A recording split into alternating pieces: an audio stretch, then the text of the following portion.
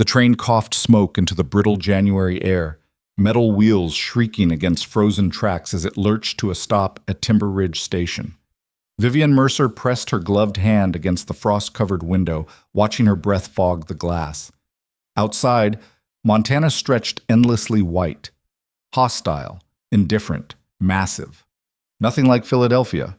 Nothing like the marble offices and gaslit streets she'd fled 3 weeks ago. Her fingers trembled, not from cold, from the weight of what she carried in the false bottom of her battered suitcase.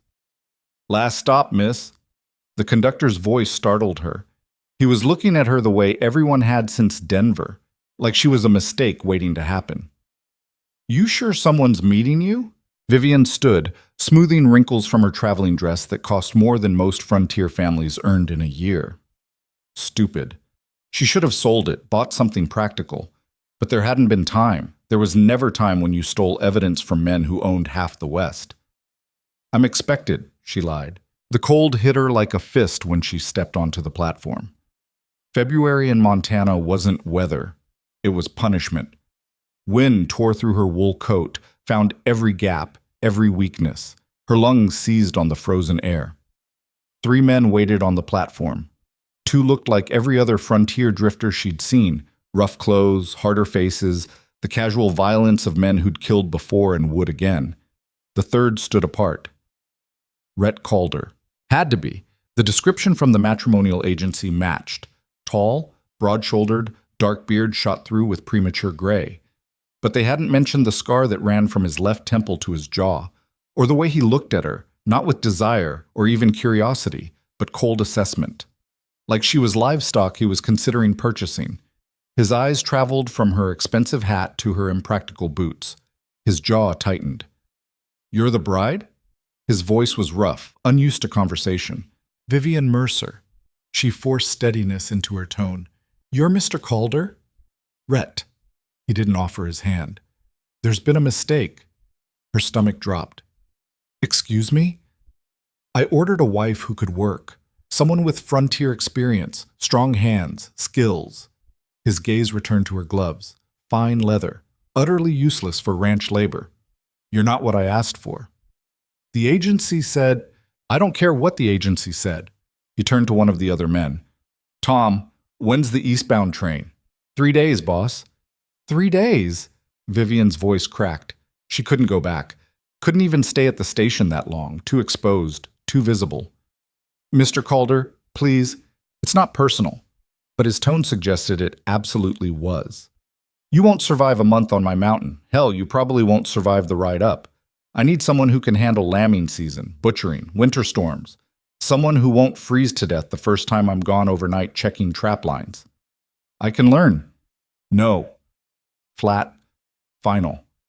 "Tom will get you a room at the boarding house. I'll pay for 3 nights and your return ticket. It's more than fair." He was already turning away when desperation made her reckless. "I signed a contract." Rhett stopped, turned slowly. "What?" "The matrimonial contract. Legally binding. I agreed to travel to Montana as your wife. You agreed to provide housing, protection, and marriage within 30 days of my arrival." Her hands were shaking so badly she had to clasp them together. "If you refuse to honor it, I can file a breach claim with the territorial court." It was a bluff. She had no money for lawyers, no time for courts. But she'd spent 2 years managing financial documents for Harrison and Sons Railroad. She knew how to sound certain even when lying. Rhett stared at her. Something flickered behind his eyes. Not respect. Reassessment. "You threatening me?" "I'm reminding you of your legal obligations." The silence stretched. Wind howled through the station. Finally, Tom coughed. "Boss, we should get moving. Storm's coming in." Rhett's jaw worked like he was chewing rocks. "Fine. But when you die up there, don't expect me to feel guilty about it." He grabbed her suitcase, heavier than it should have been, but he didn't comment, and strode toward a wagon hitched to 2 massive horses. Vivian followed on numb legs, trying not to think about what she'd just done. She'd backed herself into a corner with a stranger who clearly resented her existence. But a corner on an isolated mountain was better than a bullet in an alley. The men Harrison sent to silence witnesses didn't leave bodies to find. "Durmshin," The ride up the mountain was silent except for wind and the creak of wagon wheels on frozen earth.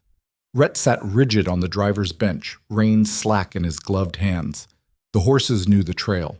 Vivian huddled under a wool blanket Tom had thrown over her shoulders, rougher than anything she'd ever touched, smelling of horse and smoke. The temperature dropped with every mile they climbed. Trees closed in around them, pine and fir so dense they blocked the sky. This wasn't wilderness. This was oblivion. How far? Her lips were so cold the words barely formed. Another hour.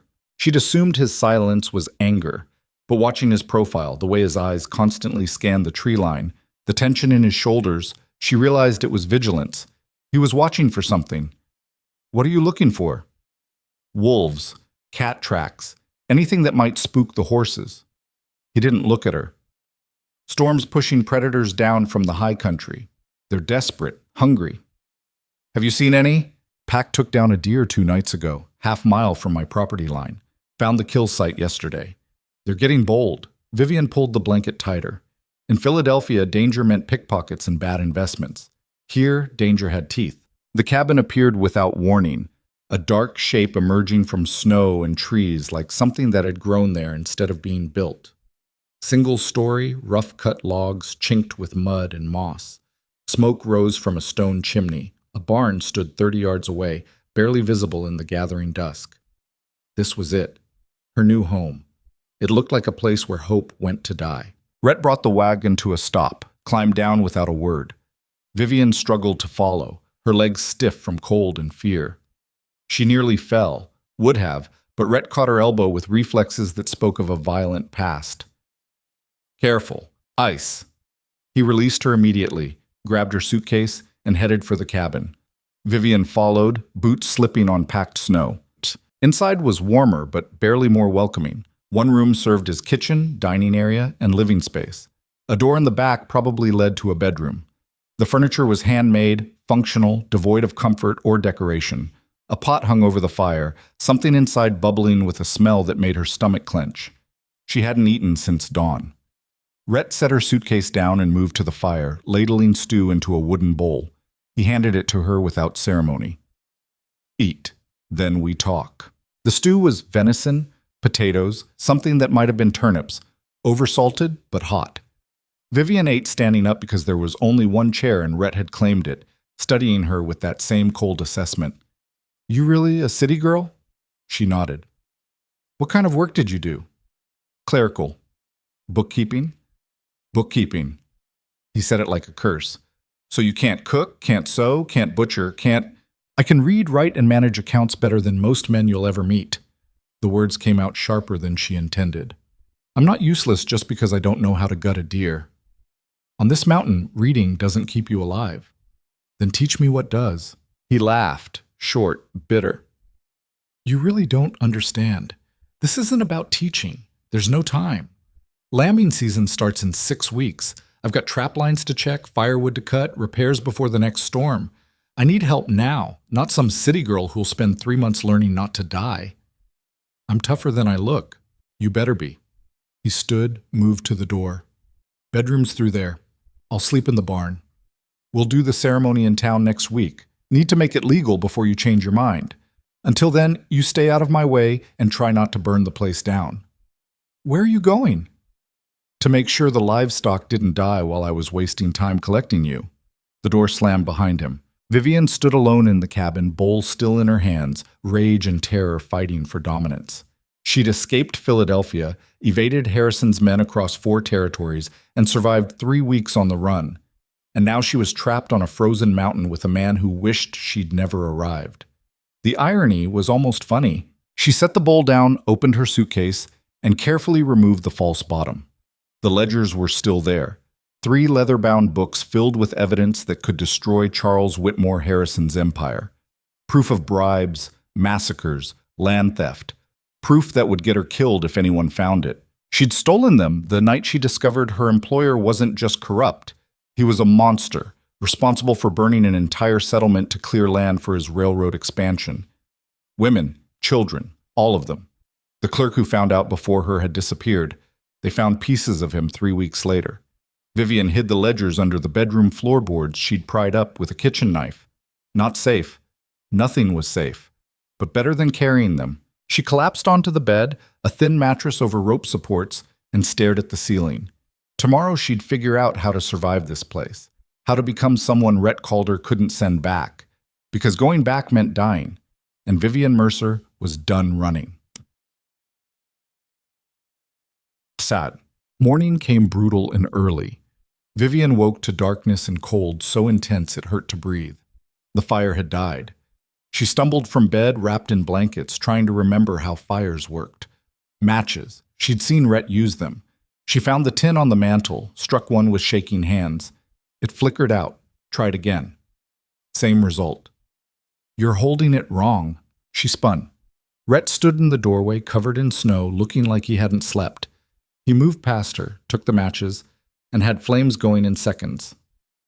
"Fire needs kindling first, small stuff, then bigger pieces." He didn't look at her. "There's coffee in the pot. Biscuits from yesterday in the tin." "Thank you." "Don't thank me. Just learn." He was gone again before she could respond. Vivian ate standing by the fire, watching dawn turn the windows gray.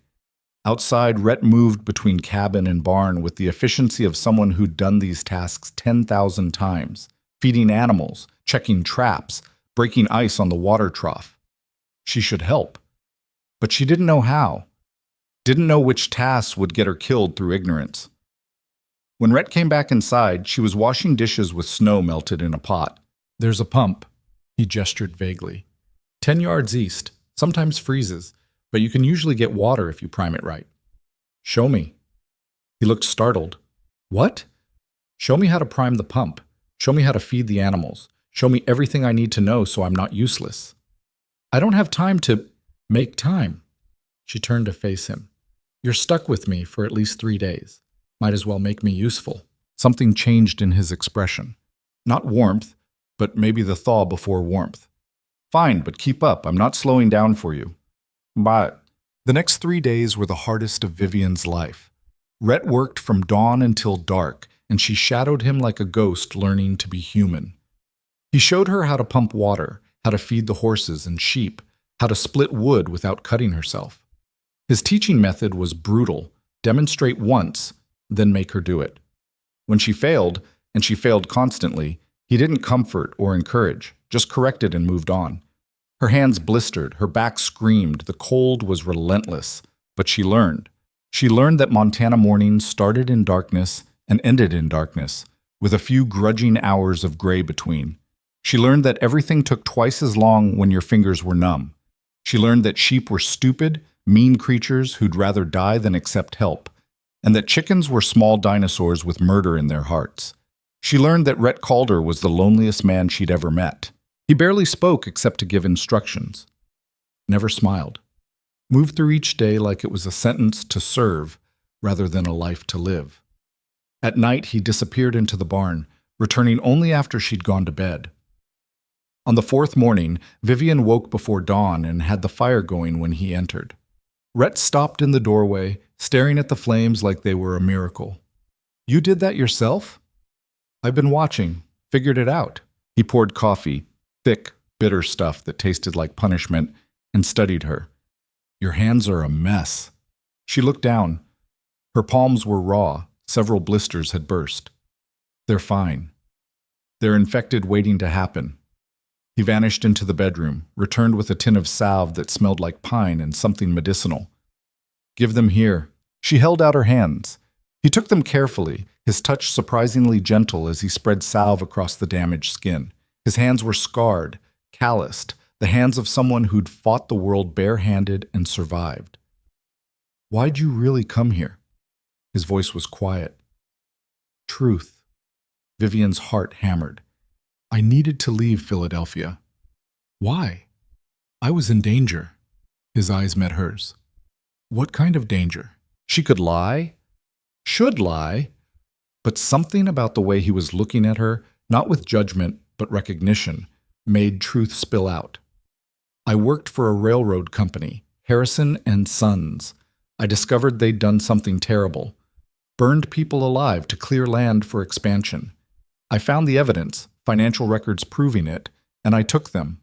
My employer found out. He sent men after me. Rhett's expression didn't change. How many men? I don't know. Enough that I couldn't stay. Couldn't go to the police because Harrison owns them. Couldn't do anything except run. So you bought a new identity and fled west? Yes? He finished with her hands, closed the tin. Do these men know where you are? I don't think so. I covered my tracks, used cash, fake names, stayed off the main routes. You think or you know? I think. Her voice cracked. I hope. Rhett stood, moved to the window, stared out at the snow and trees. If they find you, they'll come here. To my property. Put me in danger. Yes. You should have told me this before. Would you have agreed to marry me if you knew? Long silence, then quietly, no. Vivian's throat tightened. I can leave. If you want. I can. And go where? He turned to face her. You said yourself there's nowhere safe. Those men will find you eventually. Cities, towns, any place with people, you're exposed. But up here? He gestured at the wilderness beyond the walls. Nobody comes to this mountain. It's too remote, too dangerous. If you stay, if you work, if you prove you can survive this place, maybe they'll never find you. Why would you help me? I'm not helping you. I'm making a practical decision. But his eyes said something different. I need a wife. You need to disappear. It's a transaction. And if Harrison's men come anyway? Rhett's expression went cold and flat, the face of someone capable of terrible violence. Then we deal with them. They married the following week in Timber Ridge's only church, a ceremony so brief it barely qualified as legal. The preacher stammered through the vows like he expected one of them to flee. The only witnesses were Tom and the storekeeper's wife, who looked at Vivian with open pity. Afterward, Rhett bought supplies while Vivian waited in the wagon, watching the townspeople whisper and stare. She heard the rumors, carried on the winter wind, won't last a month. City girl playing frontier wife. He'll bury her before spring. Let them talk. Vivian had survived worse than gossip. The ride back up the mountain was silent until Rhett spoke without warning. My first wife died in childbirth. Her and the baby both. Vivian went still. I'm sorry. It was 3 years ago. Winter storm. Couldn't get to town for help. I tried to save them. Did everything I knew. Wasn't enough. His voice was flat, emotionless, but his knuckles were white on the reins. That's why I sent for a mail-order bride instead of courting someone local. Didn't want anyone who'd expect things from me. Love. Comfort. Things I don't have anymore. What do you want? Someone to help me survive. Someone who won't need me to be something I'm not. Vivian understood. They were both broken people making a practical arrangement. No romance, no illusions, just survival. I can do that, she said quietly. Baptician. February became March. The snow stayed, the cold stayed. Vivian learned. She learned to bake bread that didn't taste like charcoal, to milk the goats without getting kicked, to recognize the sound of wind that meant a storm was coming versus wind that just meant Montana was angry today. She learned that Rhett spoke more to the animals than to her, that he had nightmares. She heard him sometimes in the barn, crying out in the darkness, that he was stronger than seemed humanly possible, capable of carrying 100-pound feed sacks like they weighed nothing. She learned that loneliness on a mountain was different than loneliness in a city. In Philadelphia, she'd been surrounded by thousands of people and felt invisible. Here, with only one person for miles, she felt seen in ways that terrified her. Rhett watched her constantly, not with desire, never that, with assessment, waiting for her to fail, to break, to prove his initial judgment correct. She refused to give him the satisfaction. When her fingers bled from scrubbing pots with snow, she worked until they calloused. When her back screamed from hauling firewood, she hauled more. When fear paralyzed her in the night, fear of Harrison's men, fear of the wilderness, fear of dying alone on this frozen mountain, she swallowed it and kept moving. Because Rhett Calder needed to see that she was stronger than she looked. And maybe she needed to prove it to herself. The wolf pack appeared on the first night of March. Vivian heard them first. howls echoing through the darkness, closer than anything should sound. She sat up in bed, heart hammering, listening to sounds that bypassed human reason and went straight to ancient prey animal terror. Rhett burst through the bedroom door without knocking, rifle in hand. "Stay inside. Lock the door behind me." "What's happening?" "Wolves, big pack." "They're testing the livestock fence." He was moving even as he spoke, checking his ammunition. "They usually don't come this close, but the winter's been brutal. They're starving." "How many?" "Sounds like 8 or 9, maybe more." He was gone before she could ask if that was a lot. The door slammed. Vivian stood frozen for 3 seconds, then scrambled to the window. Outside, moonlight turned the snow blue-white. Shadows moved between the cabin and barn, low, dark shapes circling. The sheep were screaming, high-pitched bleats of pure terror. Rhett stood in the barn doorway, rifle raised, firing into the darkness. One shadow dropped, the others scattered, but they didn't leave. They retreated to the tree line and waited, visible only as eyes reflecting moonlight. Rhett reloaded, fired again. Another shadow fell. The pack surged forward. Vivian watched, useless and terrified, as Rhett fought alone in the snow. He was skilled, every shot calculated, no wasted ammunition, but there were too many. For every wolf he dropped, 2 more appeared. They were coordinating, flanking, working together with terrifying intelligence. One got past him, leapt the fence, and landed among the sheep. Carnage. Blood sprayed across white snow. The sheep scattered, trampling each other in panic. The wolf took down the slowest one, teeth in its throat, shaking until the bleeding stopped. Rhett was there seconds later, but the damage was done. He fired point blank, the wolf collapsed, but 3 more had breached the fence while he was distracted. He was going to lose. The pack would kill the livestock, maybe kill him. And she was standing inside, watching like a coward. Vivian ran to the fireplace, grabbed the old shotgun Rhett kept above the mantel. She'd never fired a gun in her life, didn't know how to load it, aim it, anything. But her hands remembered watching him, and muscle memory took over. She threw open the door and stepped into hell. The cold hit first, then the smell. Blood and fear and predator musk. 3 wolves had cornered half the sheep against the barn. Rhett was fighting 2 others near the fence. He was bleeding from somewhere, dark stains spreading across his shirt. Vivian raised the shotgun. Her hands were shaking so badly she could barely hold it level. The nearest wolf turned toward her, huge, gray and black, muscles rippling under fur. Its eyes were yellow, empty of everything except hunger. It charged. Vivian pulled the trigger. The recoil knocked her flat on her back, the sound loud enough to deafen. She didn't know if she'd hit anything until she struggled upright and saw the wolf lying motionless 5 feet away, most of its head gone. She'd killed it. The remaining wolves scattered at the sound, vanishing into the trees like smoke. Silence fell, broken only by the whimpering of injured sheep. Rhett stood in the snow, staring at her. Blood ran down his arm, dripped from his fingers. He looked like he was seeing her for the first time. "You killed it," he said, like he didn't believe his own words. Vivian's hands wouldn't stop shaking. "I killed it. You've never fired a gun. I watched you. I learned." Something changed in his expression. The walls he'd built so carefully began showing cracks. "Vivian, are you hurt?" She was moving before he could answer, crossing snow stained with blood and gunpowder. "You're bleeding." "It's nothing. Scratches." "Let me see." She pulled his coat aside, revealing 3 parallel cuts across his ribs, deep enough to need stitches. Wolf claws. He'd been closer to death than he was admitting. "Come inside. I'll clean it." "The livestock will still be dying in 10 minutes. Come inside first." He followed her into the cabin, compliant for the first time since she'd met him. Probably shock. Vivian had him sit by the fire, stripped his shirt, and examined the wounds by lamplight.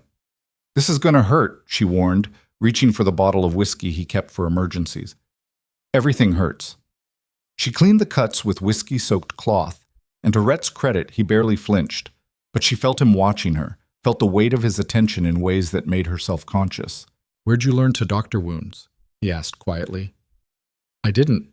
I'm making this up as I go." "You're good at that." She glanced up. His expression was strange, not quite grateful, not quite something else. "At improvising?" "At surviving." Their eyes held, something passed between them, unspoken and dangerous. Then Vivian looked away, focused on bandaging the wounds. "Why'd you come outside?" Rhett's voice was rough. "I told you to stay in the cabin." "You were losing. I fought wolves before." "Not alone. Not against that many. So you risked your life for livestock." "I risked my life for you." The words hung between them. Rhett went very still. "Why?" Vivian tied off the bandage, stepped back. "Because you're my husband. Because this is my home now. Because if you die, I die." She met his eyes. "And because nobody should have to fight alone." Rhett stared at her like she'd spoken a foreign language. Maybe she had. Maybe kindness was foreign to him. "The city girl who couldn't start a fire just killed a wolf with one shot," he said finally. "Hell of a thing. I'm tougher than I look." "Yeah." His voice was soft, almost wondering. "You are." The next morning, they buried 4 dead sheep and skinned 6 dead wolves. It was brutal, bloody work. Vivian threw up twice but kept going, learning how to separate pelt from flesh, how to preserve the fur for selling. Rhett worked beside her without comment, but something had shifted. He handed her tools without her asking, showed her shortcuts, spoke more in those few hours than he had in the previous month. "You could have died last night," he said, while they stretched wolf pelts on drying frames. "So could you." "I'm used to it. You're not." "I'm learning." He was quiet for a long moment. "That shotgun weighs 12 pounds, kicks like a mule. Most men half your size can't handle the recoil on the first shot." "I didn't have a choice."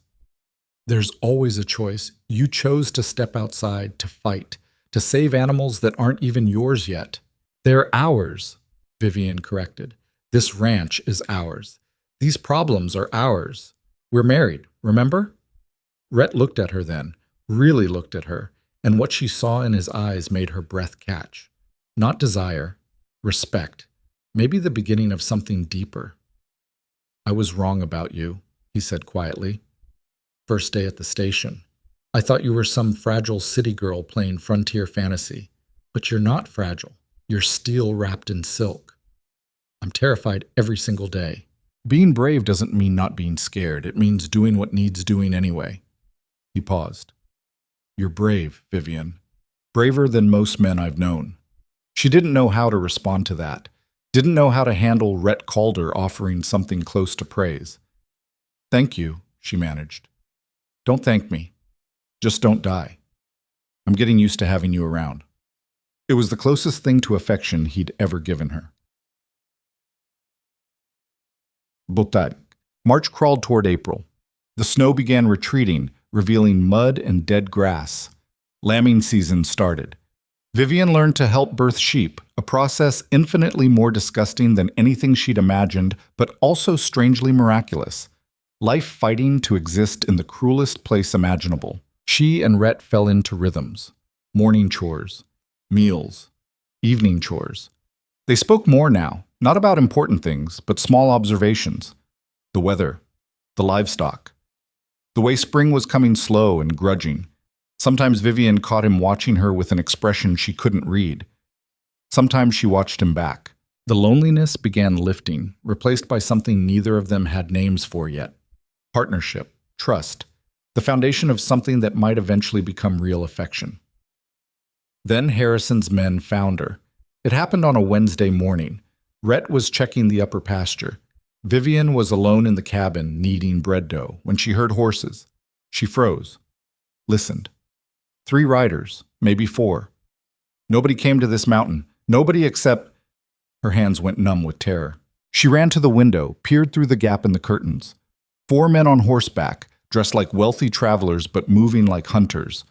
The leader wore an expensive coat and carried himself with the confidence of someone used to getting what he wanted. She recognized him from Philadelphia Society pages. Marcus Brennan, Harrison's head of security, the man responsible for disappearances. They'd found her. Vivian's mind raced. Rhett was a mile away, wouldn't hear if she screamed. She had maybe 2 minutes before they reached the cabin. The shotgun was loaded. The rifle too. But 4 against 1? She'd die before taking down half of them. Unless she didn't fight. An insane idea formed. Vivian stripped off her apron, straightened her hair, and forced herself to breathe normally. When the knock came, she opened the door with a polite smile. "Can I help you, gentlemen?" Brennan's eyes narrowed. "We're looking for someone. A woman. Dark hair, late 20s, might be using a false name. I haven't seen anyone matching that description. My husband and I live alone up here." "Your husband?" Brennan's gaze traveled past her, assessing the cabin. "Where is he?" "Checking the livestock. He'll be back soon." Let them think Rhett was close. Let them think she wasn't alone. "Mind if we look around?" "Actually, I do mind. This is private property." Brennan smiled. It didn't reach his eyes. "We won't take long." He pushed past her. The other three followed. Vivian stood frozen as they searched the cabin with professional efficiency, opening trunks, checking under furniture, examining everything. One of them went into the bedroom. Terror crystallized in her chest. The ledgers were under those floorboards. If they found them... Mrs. Brennan looked at her expectantly. "Calder. Mrs. Calder, this woman we're looking for stole valuable property from her employer. There's a substantial reward for information about her whereabouts. If you hear anything, see anything." He placed a card on the table. Harrison and Sons Railroad. An address in Philadelphia. A number to telegram. "I'll keep that in mind," Vivian said evenly. The man in the bedroom emerged, shaking his head. "Nothing." Brennan studied her for a long, cold moment. "You look familiar. I have one of those faces." "Philadelphia. Ever been?" "No, I'm from Ohio originally." He didn't believe her, but he also didn't have proof. "We'll be staying in Timber Ridge for a few days, asking questions. If you remember anything, of course." They left. Vivian watched from the window until they disappeared down the trail, then her legs gave out. She collapsed against the wall, shaking so badly her teeth chattered. They were here, in Montana, 10 miles from her hiding place. And they were looking. When Rhett returned an hour later, she was sitting by the fire, staring at nothing. "Vivian?" He crossed the room in 3 strides. "What happened?" She handed him Brennan's card. Rhett read it. His expression went cold and dangerous. "They came here?" 4 of them, looking for a woman matching my description. They searched the cabin. "Did they find anything?" "No. The ledgers are still hidden. But Rhett..." Her voice broke. "They're staying in town. They're going to ask questions, show my picture. Someone will remember the woman from Philadelphia who married you. Someone will connect the pieces." "How long before they come back?" "I don't know. Days maybe. Maybe less." Rhett paced, thinking. "We could run, pack supplies, head deeper into the mountains. There are places even hunters won't follow. And then what? We run forever? Never able to settle? Always looking over our shoulders? What's the alternative?" Vivian met his eyes. "I give them what they want. The ledgers. Evidence against Harrison. Maybe if they get what they came for, they'll leave. And kill you for your trouble. Maybe. No. Flat. Absolute. You're not sacrificing yourself. It might be the only way to protect you. This is my fight, not yours." Rhett grabbed her shoulders, forced her to look at him. "You became my fight the day we married. I don't abandon my wife." His voice was fierce, almost angry. "We stand together or not at all." Something broke open in Vivian's chest. "Why? Why would you fight for me? We barely know each other." "Because you stepped into a wolf pack to save me. Because you've worked yourself bloody to survive this place.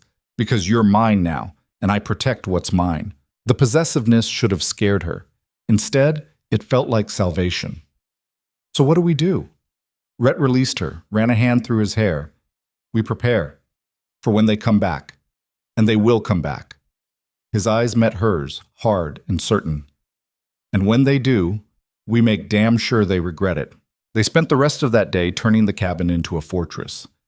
Rhett moved with military precision, like he'd prepared for siege before. He boarded windows from the inside, leaving narrow gaps for rifle barrels. He stockpiled ammunition, more than Vivian thought existed on the mountain.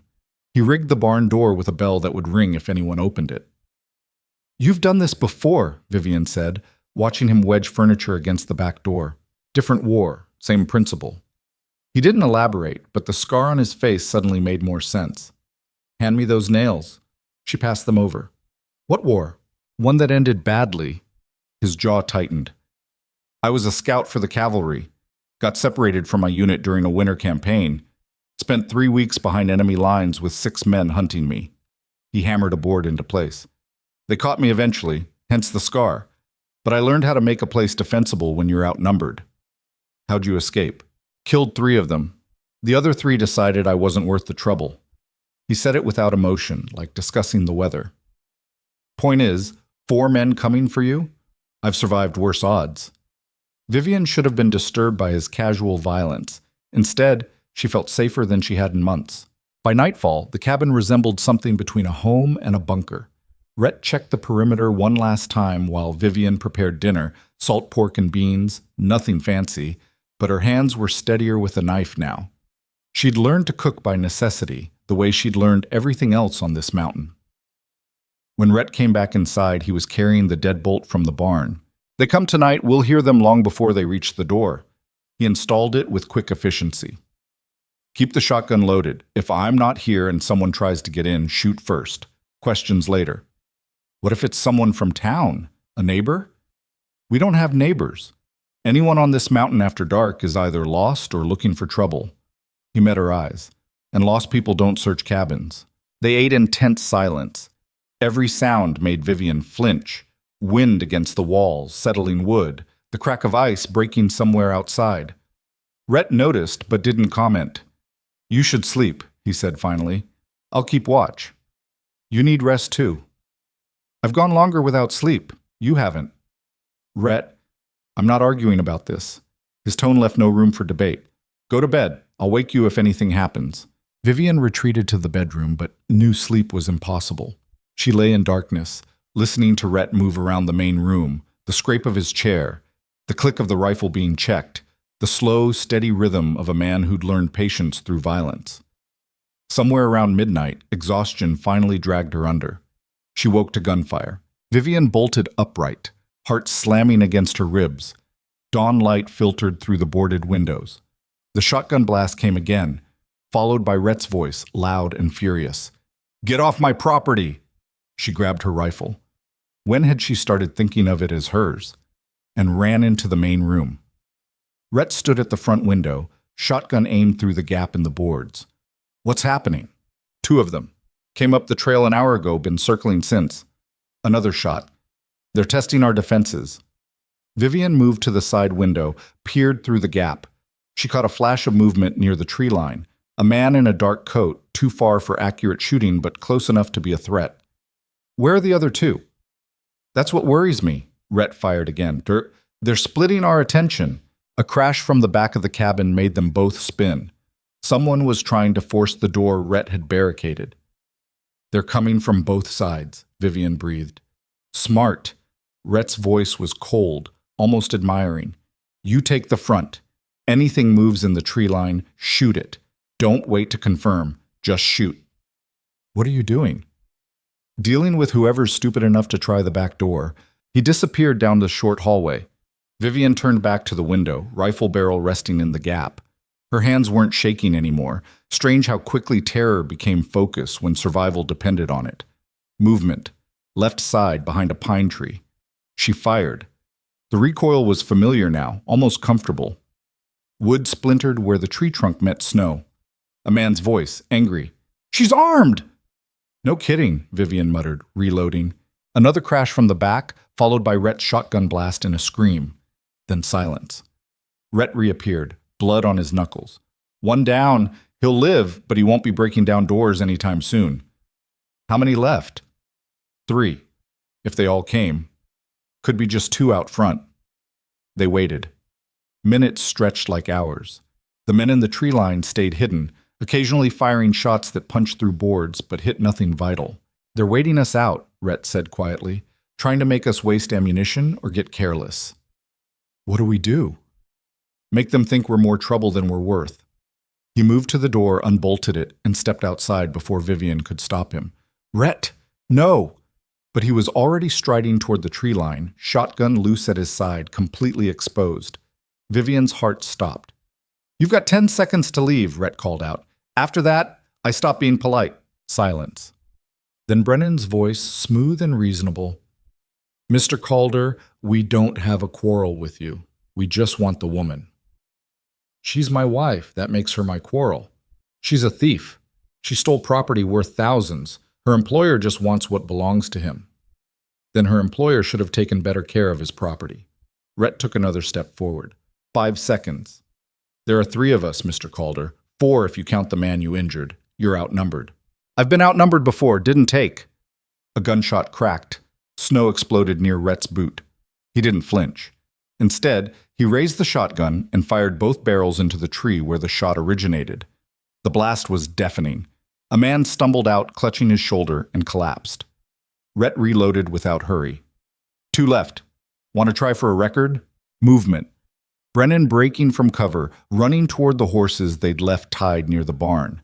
The 4th man followed, dragging their injured companion. Rhett didn't shoot, just watched them flee, shotgun ready. They were gone in seconds, hooves pounding down the mountain trail. Vivian ran outside. Are you insane? They could have killed you. They could have tried. He turned to face her, and she saw the cold fury in his eyes. But they're not soldiers. They're hired muscle used to scaring unarmed clerks. Put them against someone willing to die on his own land, and they fold. You don't know that. You couldn't know. I did know. Men like that don't have the conviction to die for someone else's money. He studied her face. You're angry. You're damn right I'm angry. You walked out there like you wanted to get shot. I walked out there to end this, and it worked. For now, they'll come back with more men. Probably. Rhett started toward the cabin. Which is why we're leaving tonight. Vivian followed him inside. Leaving? You just said we'd make a stand. I said we'd make them regret trying. We did. But I'm not stupid enough to think 4 men are all Harrison sent. He began gathering supplies, dried meat, ammunition, blankets. They'll regroup, bring reinforcements. Maybe 10 men next time, maybe 20. I can't defend against an army. So we run. We disappear. There's a trapper's cabin 2 days north near the high pass. Nobody uses it in spring, avalanche danger. But we can hole up there until Harrison's men give up or winter forces them out. And the ranch? Rhett's hands stilled. We leave it. After everything we've done to keep it alive? After everything we've done to stay alive? He looked at her. This place is logs and land, Vivian. It can be rebuilt. You can't. The weight of that statement settled between them. He was choosing her over the life he'd built, over the home where his first wife had died, over everything. I'm sorry, she whispered. Don't be. I made this choice when I married you. He returned to packing. We leave at dark. Take only what you can carry. Anything you can't carry gets left behind. Vivian thought of the ledgers hidden under the bedroom floor, evidence that could destroy Harrison but would also keep him hunting her forever. I need to get something first. She retrieved the ledgers, held them in her hands. 3 books. Hundreds of pages. Proof of massacres, bribery, land theft, the reason she'd lost everything. Rhett appeared in the doorway. Those the ledgers? She nodded. How important are they? Important enough that Harrison sent 4 men to kill me. Important enough that more will come. That's not what I asked. He crossed the room, looked at the books. I asked how important they are to you. Vivian's throat tightened. They're proof. Evidence of terrible things. If I give them to the right people, federal marshals, newspapers, Harrison could be prosecuted, stopped. People could get justice. Could, might, maybe. Rhett met her eyes. Or Harrison could have those marshals and newspapers bought before you walk through their doors. Men like him don't get powerful without learning how to protect themselves. So I should just destroy them? Let him win? I'm saying you need to decide what matters more. Justice for people you don't know, or staying alive. It was the question she'd been avoiding for months, the reason she'd run instead of fighting. Because deep down, she wasn't sure she was brave enough to be the person who stood up to monsters. I don't know, she admitted. Then bring them. We'll figure it out later. Rhett started to turn away, then stopped. For what it's worth, I think you're brave enough to do whatever you decide. But bravery doesn't mean much if you're dead. They spent the day preparing. Rhett butchered the remaining sheep, couldn't take them, couldn't leave them to starve. The work was brutal, bloody, necessary. Vivian helped without being asked, her hands steady as she packed meat and salt for preservation. The sun set cold and red. They loaded 2 horses with supplies, left a third for speed. Everything they couldn't carry, furniture, tools, the life they'd started building, stayed behind. Vivian took one last look at the cabin as they rode away. Such a small, rough place, but it had been the first home she'd felt safe in since Philadelphia. The first place that felt like it might become something real. Now it was just another thing she'd lost to Charles Whitmore Harrison. The trail north was treacherous in darkness. The horses picked their way over rocks and roots, breath steaming in frigid air. Rhett led without speaking, his attention on the path and the shadows around them. They rode for 3 hours before he called a halt in a clearing protected by pine trees. "We'll rest here. 2 hours, then move again." Vivian slid from her horse, legs screaming. Every muscle hurt. She'd gotten stronger on the ranch, but this was different. This was flight, raw and desperate. Rhett started a small fire, shielded so the light wouldn't carry. They ate in silence, dried meat and hardtack that tasted like dust.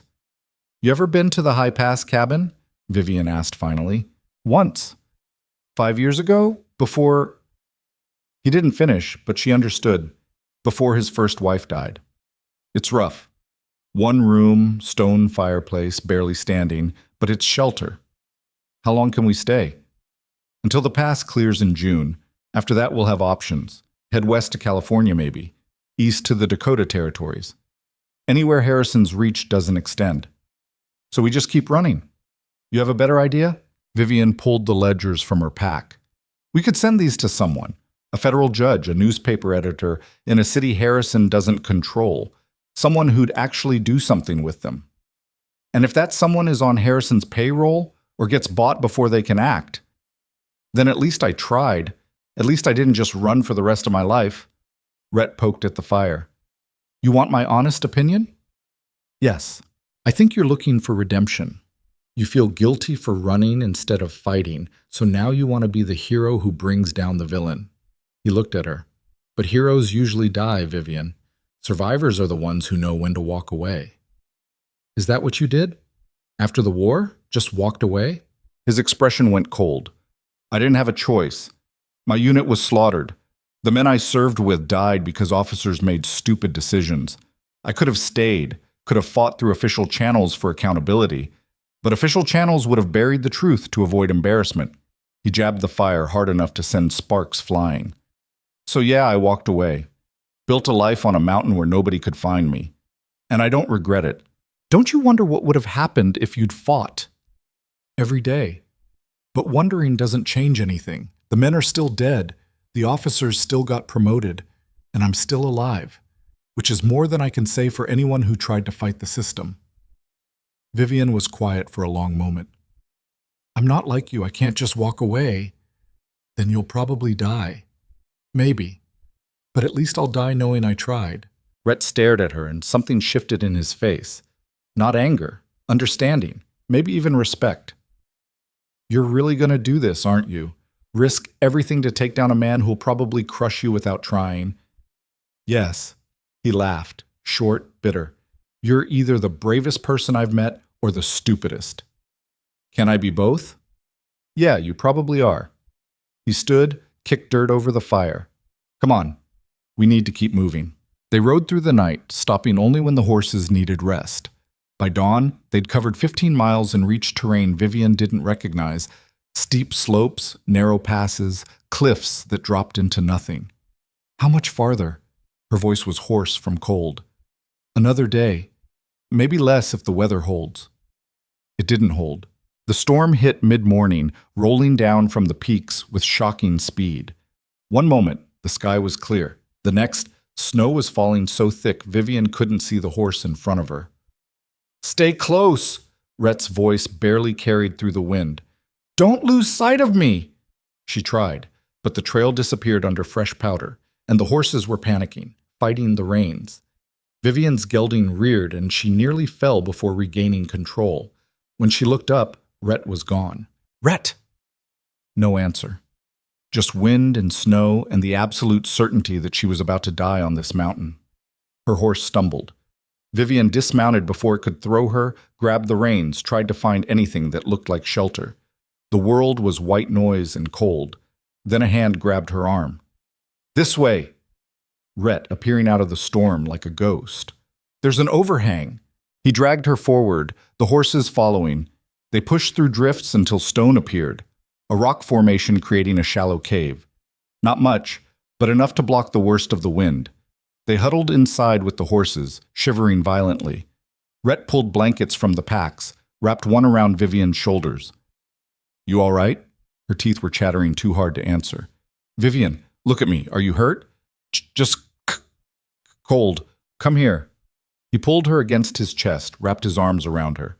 Body heat. It's the fastest way to warm up. She should have protested, should have maintained the careful distance they'd kept since marrying, but she was too cold to care about propriety. And Rhett was warm, shockingly warm, like he generated heat through sheer stubbornness. She pressed closer, and his arms tightened. "We'll wait out the storm," he said against her hair. "Then push for the cabin. What if we can't make it?" "We will." "How do you know?" "Because I didn't survive 3 weeks behind enemy lines just to freeze on a mountain." His voice was fierce. "And I didn't marry you just to watch you die in a snowstorm." Vivian tilted her head back, looked at his face. Really looked, maybe for the first time. The scar, the hard lines around his mouth, the eyes that had seen too much violence. But also something else, something almost gentle when he looked at her. "Why did you marry me?" she asked quietly. "The real reason." He was quiet for so long she thought he wouldn't answer. Then, "Because you reminded me of my first wife." Pain lanced through her chest. "Oh." Not in appearance, in spirit. His hand moved to her hair, almost unconsciously. Sarah was tough, frontier-born, raised on hardship. Nothing scared her. When I met you at the station, all fancy clothes and city manners, I thought you were the opposite of what I needed. But you proved me wrong every single day. You didn't give up, didn't break. You faced wolves and blizzards and Harrison's men without flinching. His voice dropped. "You're stronger than Sarah ever was. Stronger than me, probably. I'm terrified all the time. So am I. That's how I know you're strong. Only the foolish aren't afraid." Vivian's heart was pounding for reasons that had nothing to do with cold. "Rhett, I'm saying this badly." He looked away. "I'm trying to tell you that you're not a replacement. You're not Sarah's ghost. You're Vivian, and you're—" He struggled for words. "You matter, to me, more than you should after only a few months. You matter to me too." His eyes snapped back to hers. "Yeah? Yeah." She reached up, touched the scar on his face. "You're the first person in years who sees me. Not the clerk, not the runaway, not the thief. Just me." "I see you," he said roughly. "I see someone who fights when she should run, who saves men who don't deserve it, who makes me remember what it's like to care about staying alive." Then he was kissing her, and she was kissing him back, desperate and hungry and utterly reckless. His mouth was warm against hers, tasting like smoke and coffee. His hands tangled in her hair, pulled her closer. When they finally broke apart, both breathing hard, Vivian laughed shakily. "That was a mistake," Rhett finished. "I was going to say unexpected. It can't happen again." But he didn't let her go. "We're running for our lives. Harrison's men are hunting us. This isn't the time for what? Feeling something real? For feelings that'll get us killed." His grip tightened. "If I'm thinking about you instead of watching for threats, we're both dead. And if you're so busy watching for threats that you forget why we're fighting to stay alive, what's the point?" He stared at her. "You're infuriating. You're not the first person to mention it." The storm raged outside their shelter. Inside, something new was building between them. Dangerous, inevitable, terrifying in ways that had nothing to do with hired guns or frontier winters. Rhett released her slowly, like it physically hurt. "Storm's easing. We should move. Now? While we still can. Before I do something even stupider than kissing you." They rode the rest of the day in charged silence. Every time their eyes met, Vivian felt that kiss again, the promise of something neither of them could afford.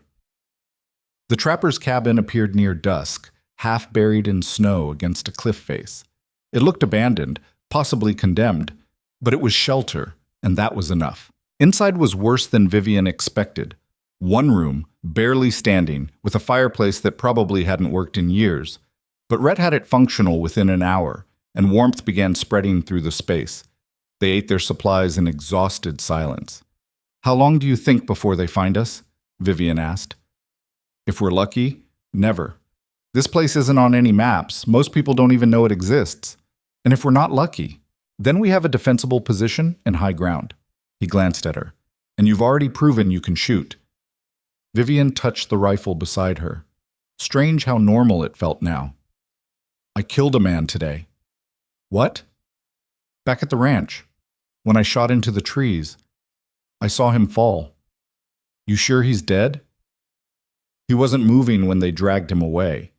Rhett moved to sit beside her. "How do you feel about it?" She considered. "I thought I'd feel guilty or sick, but I don't. I just feel—" She searched for the word. "Alive." "That's normal. First kill is always strange. You expect to fall apart, but instead you just feel like you survived." "Did you feel that way, your first time?" "I threw up for an hour, then I went back and did my job." He studied her face. "You're handling this better than most soldiers." "I don't feel like I'm handling anything.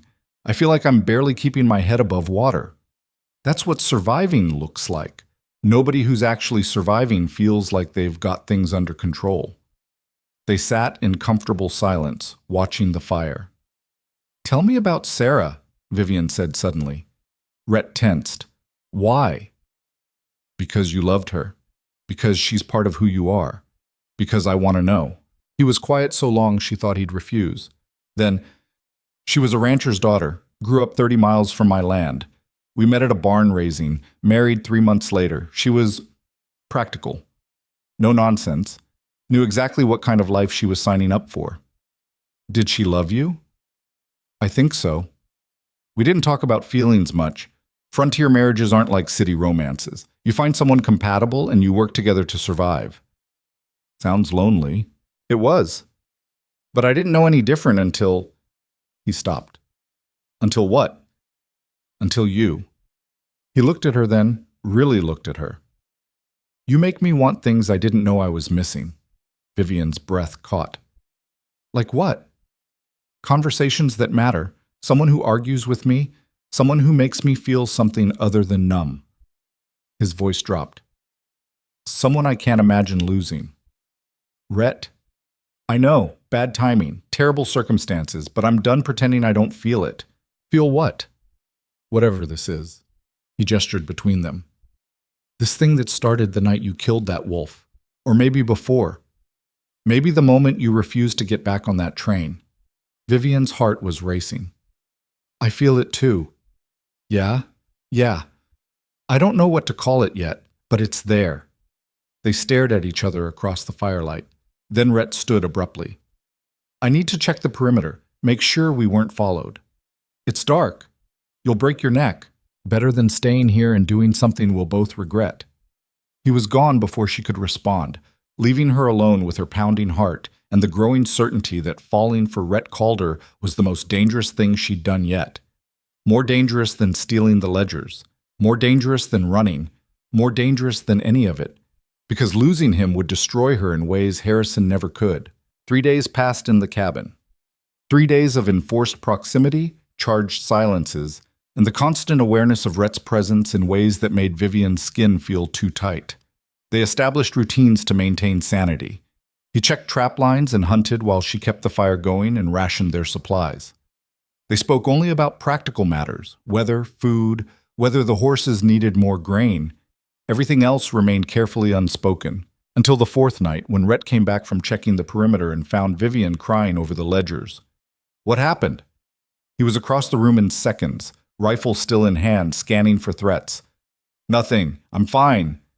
"You're not fine. You're crying." Vivian wiped her face roughly. "I was reading through these again, the accounts of what happened at Silverdale. The settlement Harrison burned." Her voice cracked. There were children, families, people who'd done nothing except exist on land he wanted. Rhett set down the rifle, knelt beside her. "How many died?" 43. They locked them in the church first, made sure nobody could escape. She touched the neat columns of numbers, the clinical financial records that documented murder. Harrison paid the men who did it $200 each. There's a line item. Miscellaneous security expenses. Hell. That's what keeps me up at night. Not that he did it, that he was efficient about it. He budgeted for massacres like other people budget for office supplies. Rhett reached for the ledger, stopped. May I? She handed it over, watched him read, his expression growing darker with each page. You're right, he said finally. This would destroy him, if it reached the right people. But you still think I should burn it? I think you should decide what you want your life to look like. He closed the ledger carefully. If you expose this, you'll be famous. The woman who brought down a railroad empire. Newspapers will write about you. People will celebrate you. That doesn't sound like the beginning of a but. But Harrison has friends in every major city. Judges, politicians, businessmen who profit from his operations. They'll come after you. Maybe not with guns. Maybe with lawsuits, character assassination, lies. They'll make you wish you'd stayed hidden. So I'm damned either way. Stay hidden and let him keep killing people, or expose him and spend my life looking over my shoulder. Pretty much, Vivian laughed bitterly. Some choice. There's a third option. Rhett's voice was careful. We take the ledgers somewhere remote, Colorado maybe, or California. We find a federal judge who's actually honest. They exist, just rare, and we hand over the evidence. Then we disappear before anyone knows who gave it to them. Anonymous testimony won't hold up in court. No. But it'll start an investigation. Once federal authorities are involved, Harrison can't bury everything. Too many witnesses, too much scrutiny. He might escape prosecution, but his empire will be crippled. Vivian studied his face. You've been thinking about this. I've been thinking about a lot of things. He stood, paced to the window. I've been thinking about what kind of man lets his wife fight alone, what kind of man chooses safety over doing what's right. You've already risked your life for me multiple times. That's different. That's protecting you. This is about whether I'm willing to help you fight. He turned to face her. I spent 5 years hiding on a mountain because I was too tired to keep fighting corruption, too cynical to believe anything could change. But watching you these past months, the way you refuse to give up even when it's hopeless, it makes me think maybe I gave up too soon. Are you saying you want to help me expose Harrison? I'm saying if you decide to fight, you won't do it alone. Something fierce and warm bloomed in Vivian's chest. Why? Why would you do that? Rhett crossed back to her, cupped her face in his scarred hands. Because I'm falling in love with you. Have been since you killed that wolf, maybe before, and I can't watch you destroy yourself trying to be brave enough for both of us. Vivian's breath caught. You're falling in love with me. Seems that way. That's the most unromantic way anyone's ever said that. You want romance. I'm the wrong man. But if you want someone who'll stand with you against impossible odds and probably die trying, I'm available. She laughed, and it came out half-sob. That's even worse. I know. I'm terrible at this. But he was smiling slightly, the first real smile she'd seen from him. So what do you say? We fight together, or we run together? Vivian looked at the ledgers, then back at Rhett. 6 months ago, she'd been a clerk in Philadelphia, afraid of her own shadow. Now she was a woman who'd killed wolves and men, who'd survived blizzards and sieges, who'd fallen for a scarred mountain man with trauma older than their marriage. We fight, she said, but we do it smart. We find someone trustworthy to take the evidence. We protect ourselves, and if it goes wrong, it'll go wrong. It always does. Then we deal with it together. Rhett pulled her close, kissed her properly this time, slow and thorough and full of promise. When they broke apart, his forehead rested against hers. This is a terrible plan, he murmured. You have a better one? Run to Mexico, change our names, raise goats. Goats? I like goats. They're mean. Reminds me of you. She shoved him, laughing. I'm not mean. You shot a man without hesitation. You're definitely mean. He was trying to kill us. Exactly. Mean and practical. My favorite combination. They spent that night planning. Rhett knew of a federal judge in Denver, a man named Warren Hayes, who'd built a reputation for going after corrupt officials. If anyone would act on the evidence, it was Hayes. We'll need to get to Denver without being spotted, Rhett said, sketching a rough map in the dirt near the fireplace. That means avoiding Timber Ridge and any town where Harrison might have men watching. How long will it take? 3 weeks if we push hard. Maybe 4 if the weather turns. What about the ranch? What's left of it? Rhett's expression darkened. Gone by now, probably. Harrison's men aren't the type to leave threats standing. He looked at her. You understand what we're giving up? If we do this, we can't go back. Not to that life. I understand. Do you? Because I'm not just talking about the ranch. I'm talking about any hope of normal.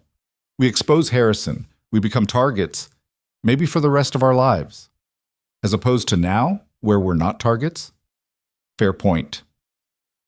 They left the cabin 2 days later, taking only what they could carry.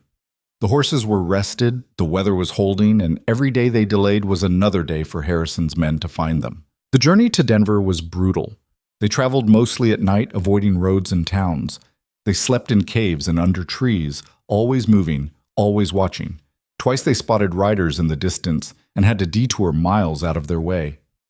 You think they're looking for us specifically? Vivian asked one night as they huddled under a rock overhang, watching a group of men make camp below. Maybe.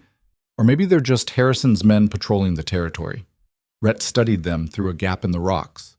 Either way, we're not taking chances. They waited until the men moved on, then traveled in the opposite direction. 3 days from Denver, they ran out of food. Rhett managed to shoot a rabbit, but it wasn't enough. They were both losing weight, growing gaunt and hollow-eyed. Vivian's hands shook constantly from hunger and exhaustion. We should stop, Rhett said, watching her stumble for the 3rd time that hour. Find shelter. Hunt properly. We're so close. 3 more days. 3 more days and you'll collapse. Then what? Then you carry me. Vivian, I'm fine. I've been hungry before. It was a lie. She'd never been this hungry, this worn down. But she could see Denver in her mind now, see the moment she'd hand over the ledgers and finally be free of their weight. That night, Rhett caught her as she collapsed while trying to unsaddle her horse. That's it. We're stopping for 2 days. No arguments. Rhett, you're running on fumes and stubbornness. I'm not watching you kill yourself to save 3 days. He was right. She knew he was right, but the thought of stopping, of delaying, made her want to scream. They found a hunter's shack, abandoned but intact, and Rhett forced her to rest while he hunted. He came back with a deer, enough meat to last them to Denver and beyond. While the venison cooked, Vivian dozed by the fire. She woke to find Rhett watching her with an expression that made her chest ache. What? Nothing, just thinking. About? About how you looked when I first saw you at the station, all expensive clothes and terror, and how you look now. He touched her face gently. Still terrified, but also fierce. Like you've been burned down to essentials, and what's left is steel. I don't feel like steel. I feel like I'm about to break. Steel bends before it breaks. That's what makes it strong. She caught his hand, held it against her cheek. What about you? How are you holding up? Me? I'm fine. Liar. You barely sleep. You eat less than I do. You watch the horizon like you're expecting an army. I am expecting an army. Harrison doesn't give up. Neither do you. But Rhett, you're human. You're allowed to be tired, scared, something other than constantly vigilant. He looked away. If I stop being vigilant, we die. Break from exhaustion, we die anyway. I'm not going to break. Everyone breaks eventually. Not me. His voice was hard. I've survived too much to break now. Vivian sat up, ignoring her body's protests. Tell me, about the war, about what happened to you. Why? Because you're carrying it like I'm carrying these ledgers, and maybe talking about it would help. Rhett was silent for so long she thought he'd refuse. Then quietly, we were sent to raid a supply depot. 12 men, including me. Intelligence said it was lightly guarded. Intelligence was wrong. He stared into the fire, seeing something else. They were waiting for us. Someone had sold information about our movements. We walked into an ambush. 8 men died in the first minutes. The rest of us scattered. I got separated, ended up behind enemy lines for 3 weeks. How did you survive? By being meaner than they were. By refusing to die even when dying would have been easier. His jaw tightened. They caught me eventually, tortured me for information I didn't have. That's where I got this. He touched his scar. Commander took a knife to my face, trying to make me talk. When I wouldn't, he left me to bleed out. But you didn't. No. I killed the guard they left to watch me, stole a horse, and rode for 2 days straight until I reached our lines. He looked at her then. That's when I learned the truth. The men who ambushed us were acting on intelligence sold by one of our own officers. He'd been taking bribes, and my unit paid the price. What happened to him? Nothing. He blamed the intelligence failure on clerical errors, got promoted 6 months later. Rhett's voice was bitter. That's when I realized the system wasn't broken. It was working exactly as designed. Protect the powerful, sacrifice the expendable. So you left. So I left. Found the most remote piece of land I could afford and tried to forget. Did it work? For a while. Then you showed up and reminded me why I was angry in the first place. But there was no accusation in his tone, just tired acceptance. Maybe that's not a bad thing. Maybe I needed to remember. Vivian moved closer, rested her head on his shoulder.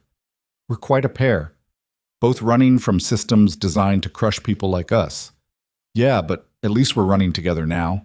They stayed 2 days in the shack, eating and resting. On the third morning, they rode toward Denver with renewed strength.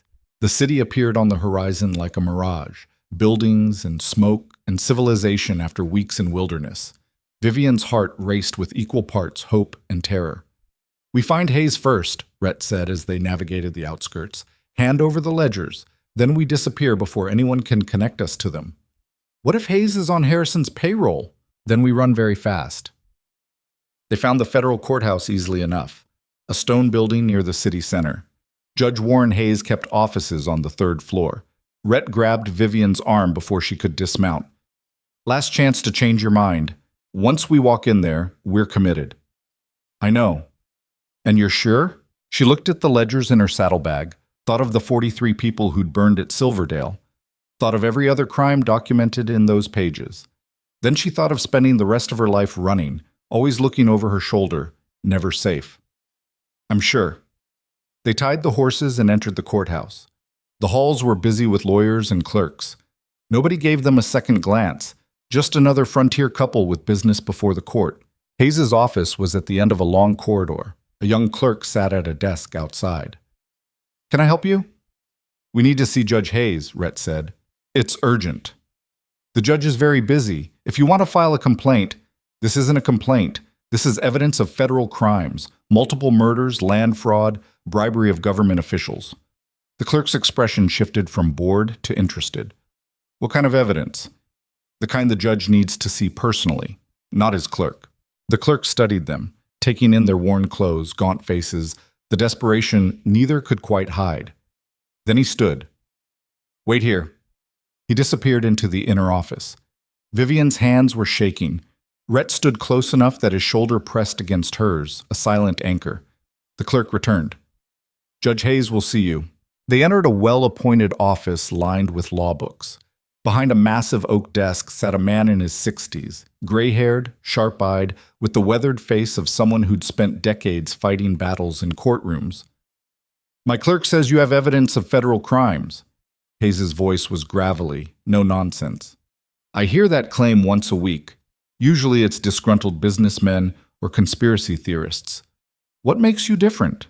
Vivian stepped forward, placed the ledgers on his desk.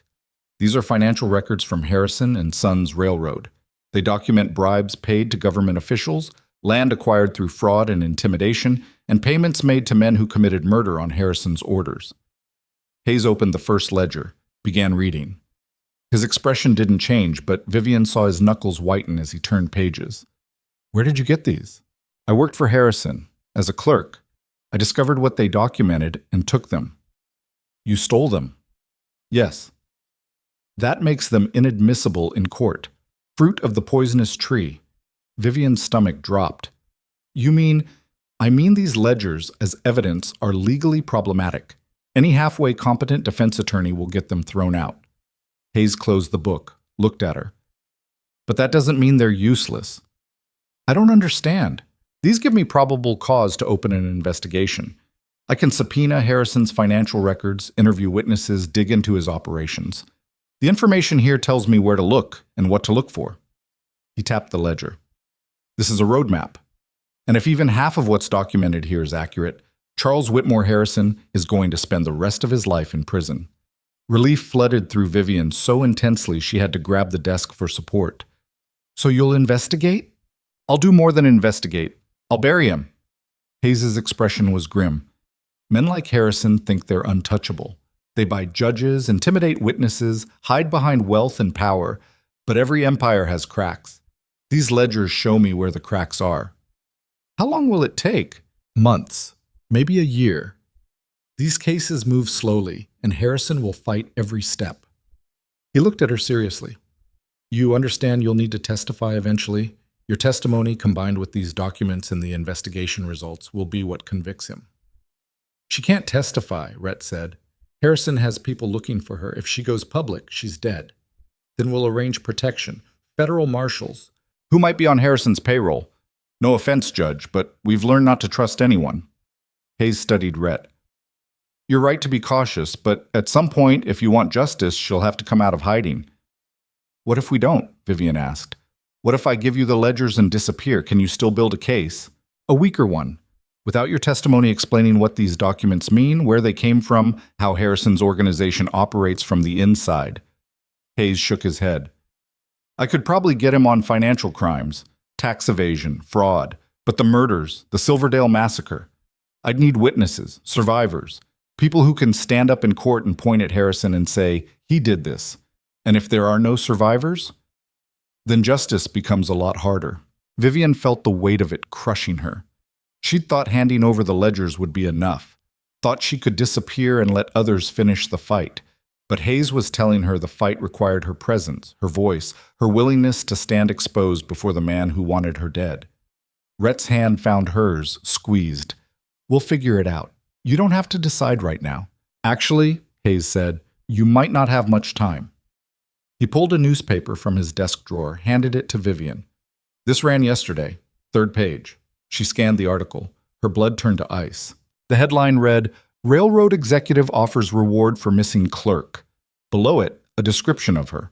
Not her real name. Harrison was too smart for that, but the details were close enough. Dark hair, late 20s, possibly traveling west, wanted for theft of company property. $5,000 reward for information leading to her recovery. 5,000, Rhett said quietly. That's enough to make anyone desperate. That's enough to make everyone look twice at strangers, Hayes agreed. Harrison's casting a wide net. He wants those ledgers back. And he wants you silenced. So what do we do? Vivian heard the panic in her own voice. You have 2 choices. 1, you go into protective custody. Federal marshals, secure location, full protection until the trial. It means giving up your freedom for months, maybe longer. But you'd be safe. What's the second choice? You disappear, change your names, go somewhere remote, and hope Harrison never finds you. I keep the ledgers, build what case I can without your testimony. It's riskier for me, and justice might not be fully served, but you'd have your lives. Vivian looked at Rhett. His expression was carefully neutral, but she could read him now, could see the fear beneath the stoicism. What do you think? She asked. I think either choice could get us killed, but at least the second one we're in control. And the first one? We're trusting a lot of strangers with our lives. Hayes cleared his throat. For what it's worth, I've been a federal judge for 20 years. I've protected witnesses before. The system works more often than it fails. But it does fail sometimes, Rhett said. Yes, sometimes it does. The 3 of them sat in heavy silence. Outside, Denver went about its business. People working, living, existing in the normal world. Vivian had lost access to the moment she stole those ledgers. Can we think about it? She asked finally. Have an answer by tomorrow? You can have until tomorrow afternoon. After that, I need to start the investigation or return the ledgers. Can't keep stolen documents without acting on them. They left the courthouse in stunned silence. Found a cheap hotel on the edge of town. Anonymous, forgettable. Rhett paid cash, signed a false name in the registry. Their room was small, dingy, with 1 bed and a window overlooking an alley. Vivian sat on the mattress, staring at nothing. Talk to me, Rhett said. I don't know what to say. I thought this would be the end. Hand over the evidence, walk away free. But it's not the end. It's just the beginning of a different fight. You want my honest opinion? Yes. I think you should disappear. New names, new life. Somewhere Harrison's reach doesn't extend. Maybe Canada, maybe California. We start over and we don't look back. And Harrison? Hayes will do what he can with the evidence. Maybe it's enough, maybe it isn't. But you'll be alive. That matters more than revenge. It's not revenge, it's justice. Justice is just revenge with better PR. Rhett sat beside her. I've seen men throw their lives away chasing justice. It never ends the way they hope. So I just let him win? Let all those people die for nothing? Those people are already dead. Nothing you do will bring them back. But I can stop him from killing more. Maybe. Or maybe you get yourself killed trying, and Harrison keeps operating anyway. At least if you're alive, there's hope. Vivian stood, paced to the window. The alley below was empty, but she watched it anyway, looking for threats that were surely coming. When I worked for Harrison, I knew something was wrong, she said quietly. I saw the numbers, the patterns, money flowing to places it shouldn't, but I didn't ask questions, didn't investigate. I told myself it wasn't my business. You were a clerk, that's reasonable. Is it? Or was I just a coward? She turned to face him. When I finally found proof of what he'd done, my first instinct was to run. Not fight, not expose him, just save myself. That's called survival instinct. It's not cowardice. Then why do I feel like a coward? Rhett crossed to her, took her shoulders gently. Because you're a good person in an impossible situation. Good people always feel guilty for surviving when others don't. But guilt doesn't change what happened, and throwing your life away won't honor the dead. What will? Living, building something better, being someone those people would have wanted to survive. Tears burned Vivian's eyes. I don't know if I can walk away. I don't know if I'm that person. Then stay and fight, testify. Put Harrison behind bars. His grip tightened. But understand what you're choosing. You're choosing danger over safety. You're choosing to be a target for however long it takes to bring him down. And I can't protect you from everything. I know. Do you? Because I've kept you alive so far through luck and violence. But in a courtroom, surrounded by people, with Harrison's lawyers and hired men watching, I can't fight that with a rifle. So you think I should run? I think I'm terrified of losing you. His voice cracked slightly. I've lost one wife already. I won't survive losing another. Vivian's heart shattered. She reached up, touched his face. You won't lose me. You can't promise that. No, but I can promise I'll fight like hell to stay alive. She paused. And I can promise that whatever I decide, we decide together. No more running alone. Rhett pulled her close, buried his face in her hair. They stood like that for a long time, holding on to each other while the world outside made demands neither wanted to face. Finally, Vivian spoke. I need to testify. I need to see this through. I know. You're not going to argue? Would it change your mind? No. Then why waste breath? He pulled back enough to look at her. But we do this smart. We negotiate with Hayes for better protection. We don't trust anyone completely. And the moment it looks like the system is failing, we run. Agreed? Agreed. They returned to Hayes' office the next morning. The judge listened to their conditions without interrupting. You want 2 federal marshals, not from Colorado. You want a safe house with multiple exits. You want regular check-ins where we verify everyone's identity, and you want a backup plan if the protection fails. That's right, Rhett said. You don't trust easily. We don't trust at all, but we're willing to work with you if you can meet those terms. Hayes considered. I can do most of that. 2 marshals from outside Colorado. I'll request them from Kansas City. Safe house with multiple exits? Yes. Regular check-ins with identity verification? Absolutely. The backup plan is trickier. If protection fails, you're on your own. Best I can offer is a head start. How much of a head start? 12 hours before I report the failure. Enough time to disappear if you move fast. Rhett looked at Vivian. She nodded. We'll take it, Rhett said. Good. Give me 3 days to arrange everything. In the meantime, stay out of sight. Don't use your real names. Don't contact anyone from your previous lives. Hayes pulled out a map, marked a location. This boarding house is run by a woman I trust. She'll keep you hidden until I'm ready. They spent 3 days in a room that smelled of old tobacco and mildew, barely speaking, just existing in the space between their old lives and whatever came next. Rhett cleaned his rifle obsessively. Vivian read through the ledgers one more time, memorizing details she'd need for testimony.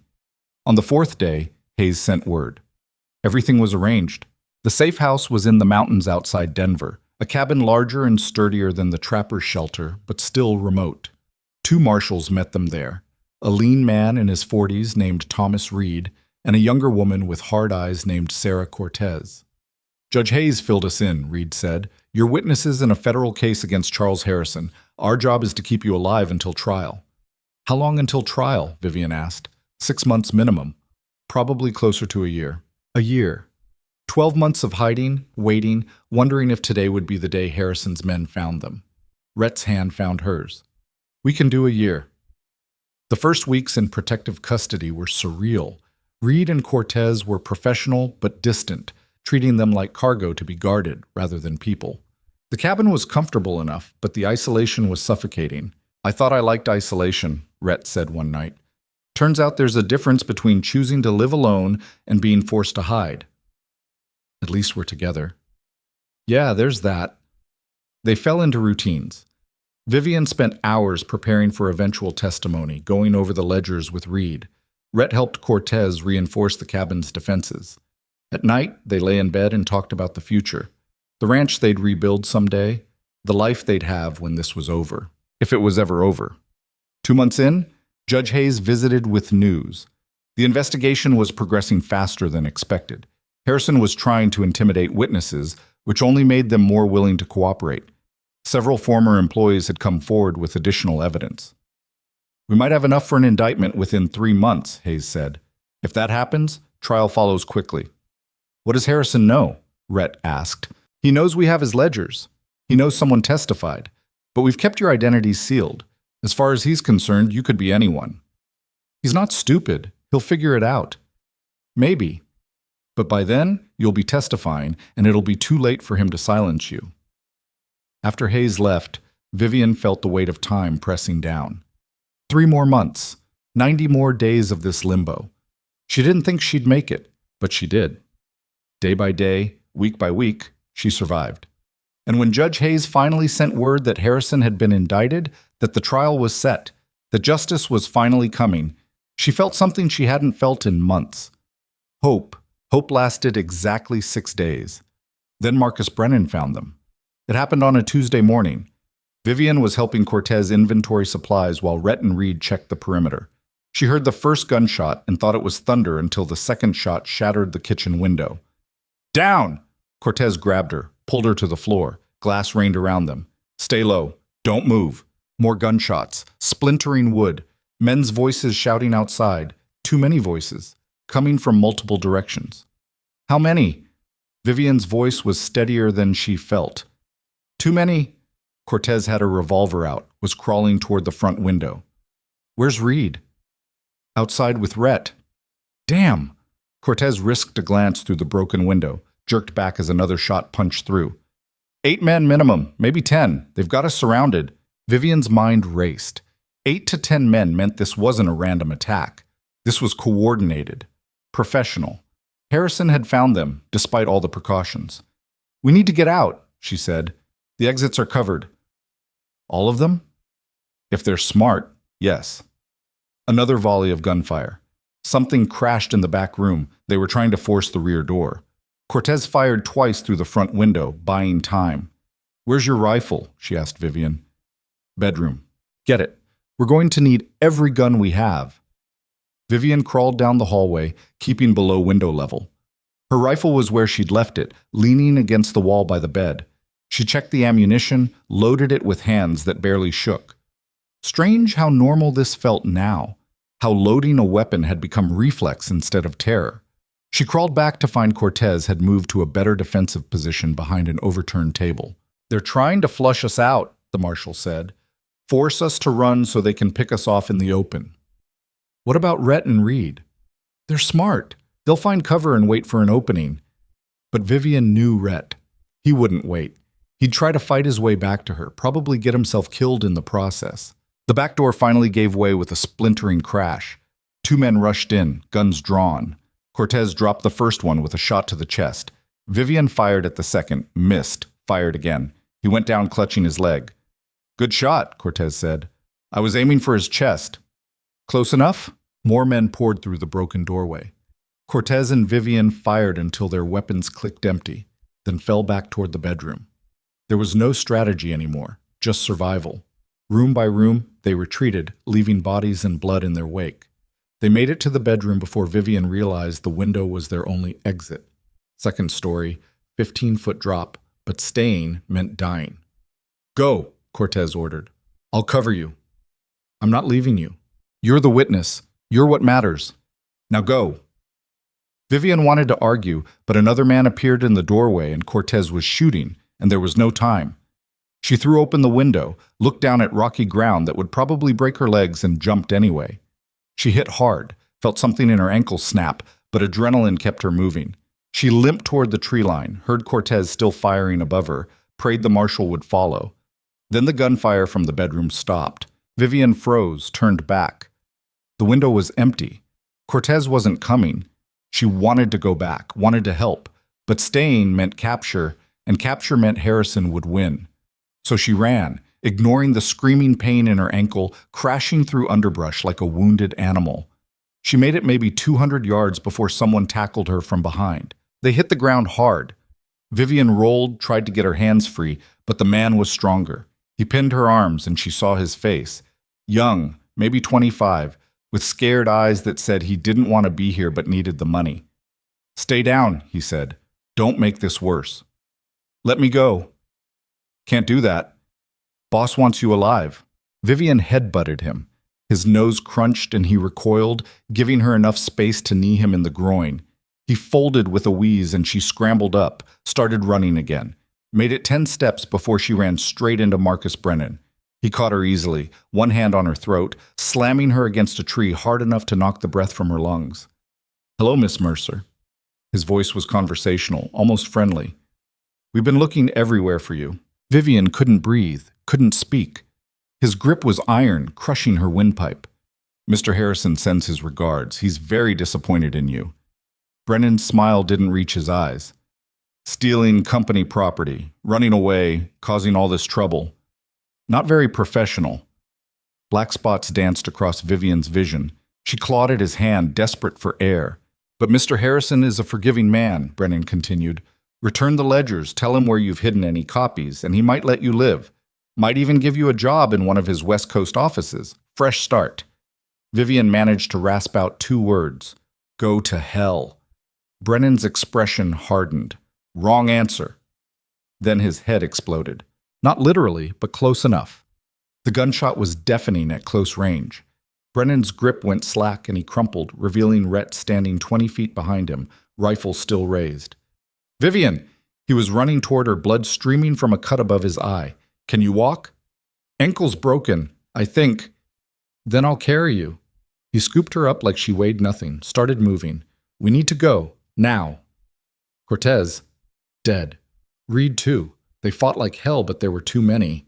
Vivian felt that knowledge land like a physical blow. 2 people dead because she'd stolen ledgers. 2 people who'd done nothing except try to protect her. "This is my fault. We'll blame yourself later. Right now, we run." They ran. Or rather, Rhett ran while carrying her, crashing through the forest with desperate speed. Behind them, shouts and gunfire, as Harrison's men gave chase. "How many are left?" Vivian asked. 4, maybe 5. I dropped 3 before I found you." "That still leaves—" "I know, just hold on." They burst into a clearing and Rhett skidded to a stop. 3 men stood between them and freedom, guns raised. "Nowhere left to run, Calder," one of them said. "Put the woman down. Make this easy." Rhett set Vivian down carefully, stepped in front of her. "Easy isn't really my style. You're outnumbered, outgunned. This ends one way." "Yeah, with you dead." The confidence in his voice made Vivian's breath catch. He had 1 rifle, they had 3 guns. The math didn't work. But Rhett stood there like he'd already won, waiting for them to realize it. The men hesitated. That hesitation saved their lives. A gunshot cracked from somewhere behind the men. One of them dropped. The other 2 spun toward the threat, and Rhett used the distraction to charge. He was on them before they could react, rifle swinging like a club. Bone crunched. Someone screamed. Judge Hayes stepped out of the trees, smoking revolver in hand. Thought you could use help. How did you? Marshals didn't check in. I came to investigate, heard the shooting. Hayes moved to Vivian, helped her up. Can you ride? I can barely stand. That's not what I asked. Rhett had commandeered one of the dead men's horses. He lifted Vivian onto it, climbed up behind her. Where do we go? The safe house is compromised. My ranch, Hayes said, 20 miles south. It's defensible and I've got men there. Men you trust? Men I trust with my life. Hayes mounted his own horse. Let's move before the rest of Harrison's people show up. They rode hard through terrain that blurred together in Vivian's pain-hazed vision. Every jolt sent agony shooting through her ankle. She bit down on her lip hard enough to taste blood, refusing to slow them down with complaints. Rhett felt her tense against him. How bad? Bad enough. We'll get you a doctor. After we're safe. After we're safe, he agreed, but his arms tightened around her protectively. Hayes's ranch appeared after an hour of brutal riding, a sprawling property with a main house, several outbuildings, and men stationed at visible guard posts. The judge hadn't been exaggerating about security. They got Vivian inside and onto a couch. A man who introduced himself as Dr. Morrison, Hayes's personal physician, apparently, examined her ankle with clinical efficiency. Fractured, not broken. You're lucky. He began wrapping it. Stay off it for 6 weeks. Use crutches. I don't have 6 weeks. Then it'll heal wrong, and you'll limp for life. Your choice. Rhett pulled Hayes aside while the doctor worked. Vivian couldn't hear everything they said, but she caught fragments. All dead? Compromised? Harrison knows. Hayes's responses were too quiet, but his expression was grim. When they returned, Hayes poured 3 glasses of whiskey and handed them out. We have a problem, he said without preamble. Harrison's people hit the safe house with military precision. That means they had inside information. One of your marshals sold us out, Rhett said flatly. Maybe. Or someone in my office. Or someone in the federal prosecutor's office. Hayes drank his whiskey in one swallow. Point is, the system failed. We can't trust protective custody anymore.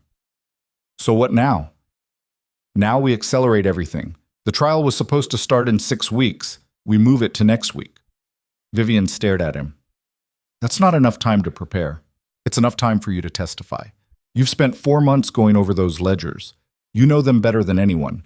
Get on that stand, tell the truth, and we'll have Harrison convicted before he can mount another attack. And if he attacks during the trial?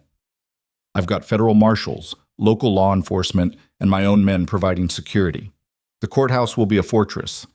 Hayes refilled his glass. It's not perfect, but it's the best option we have. Rhett was shaking his head. This is insane. You're asking her to walk into a public building, stand in front of Harrison and everyone he's paid off, and paint a target on herself. I'm asking her to finish what she started. By getting killed? By putting a monster in prison. Hayes looked at Vivian. It's your choice. But understand something. If you run now, Harrison wins. He'll destroy the evidence, intimidate the other witnesses, and walk away free. Everything Cortez and Reed died for will be worthless. The words hit like a physical blow. Vivian thought of Sarah Cortez, the hard-eyed marshal who'd fought to the end to protect her. Thomas Reed, who'd taught her about evidence preservation and never complained about the isolation. 2 more bodies added to the count Harrison was responsible for. I'll testify, she said quietly. Vivian, Rhett started. I have to. You know I have to. I know you're going to get yourself killed. Maybe. But Cortez died buying me time to escape. Reed died covering our retreat. I won't let that be for nothing. She met his eyes. And if I die making sure Harrison pays for what he's done, then at least I die for something that matters. Rhett looked like he wanted to argue, but what was there to say? She was right, and they both knew it. Hayes gave them a room to rest.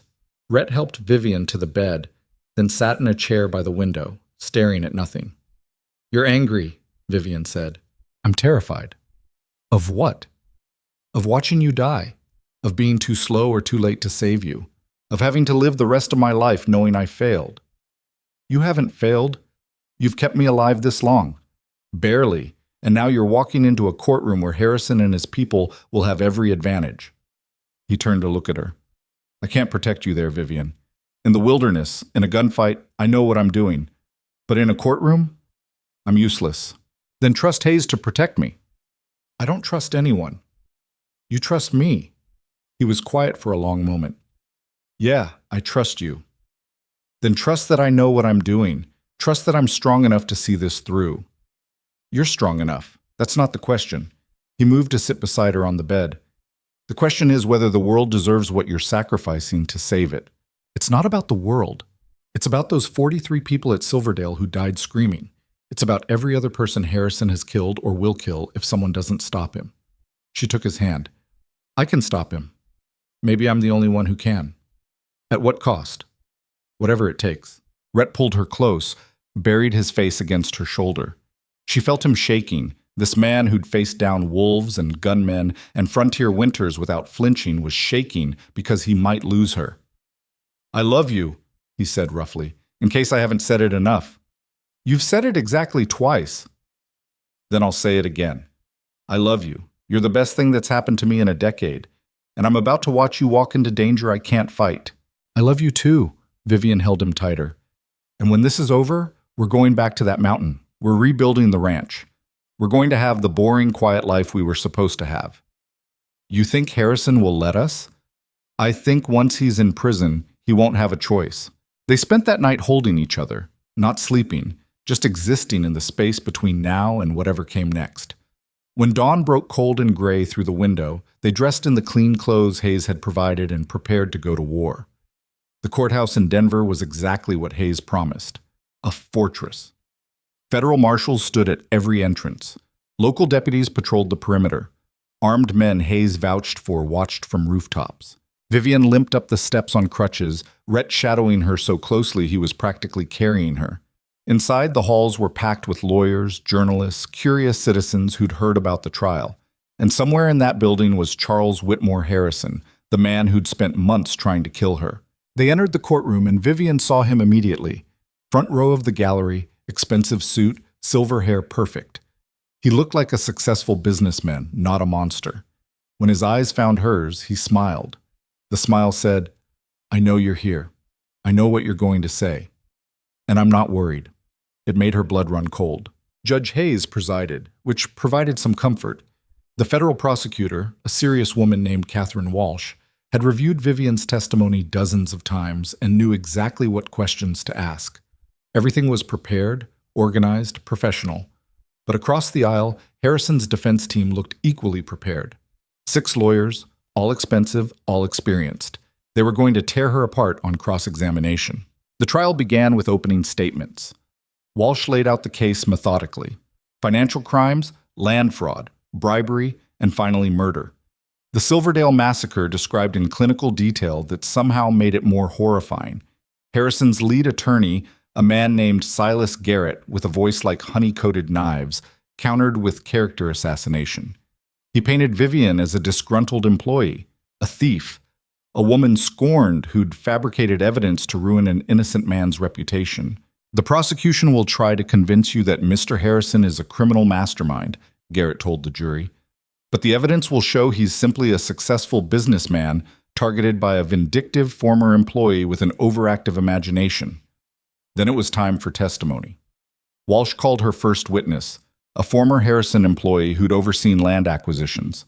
He testified about intimidation tactics, forged documents, payments to officials who looked the other way. Garrett destroyed him on cross-examination, pointing out inconsistencies, suggesting ulterior motives, making him look like a liar or fool. The second witness fared better, a government clerk who'd accepted bribes and kept meticulous records. But even she was shaken by Garrett's questioning. On the third day, Walsh called Vivian to the stand. The walk to the witness box felt eternal. Every eye in the courtroom followed her. Harrison's gaze never left her face. Vivian sat, raised her right hand, swore to tell the truth. Walsh began with simple questions.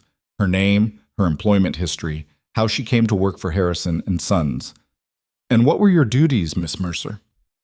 I managed financial records, accounts payable and receivable. I processed invoices, tracked expenses, maintained ledgers. Did you have access to confidential company documents? Yes. Most financial records were considered confidential. And in the course of your duties, did you notice anything unusual? Yes. Large payments to entities that didn't appear to be legitimate business expenses. Can you give an example? Vivian pulled out her notes. She'd memorized the key transactions, but having them in front of her helped. In August 1875, there was a payment of $3,000 to Mountain Security Services.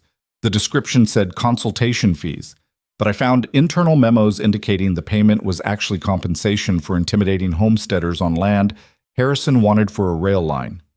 Objection, Garrett said smoothly. Hearsay. The witness is describing documents she personally reviewed, Walsh countered. Overruled, Hayes said. Continue, Miss Mercer. Vivian continued.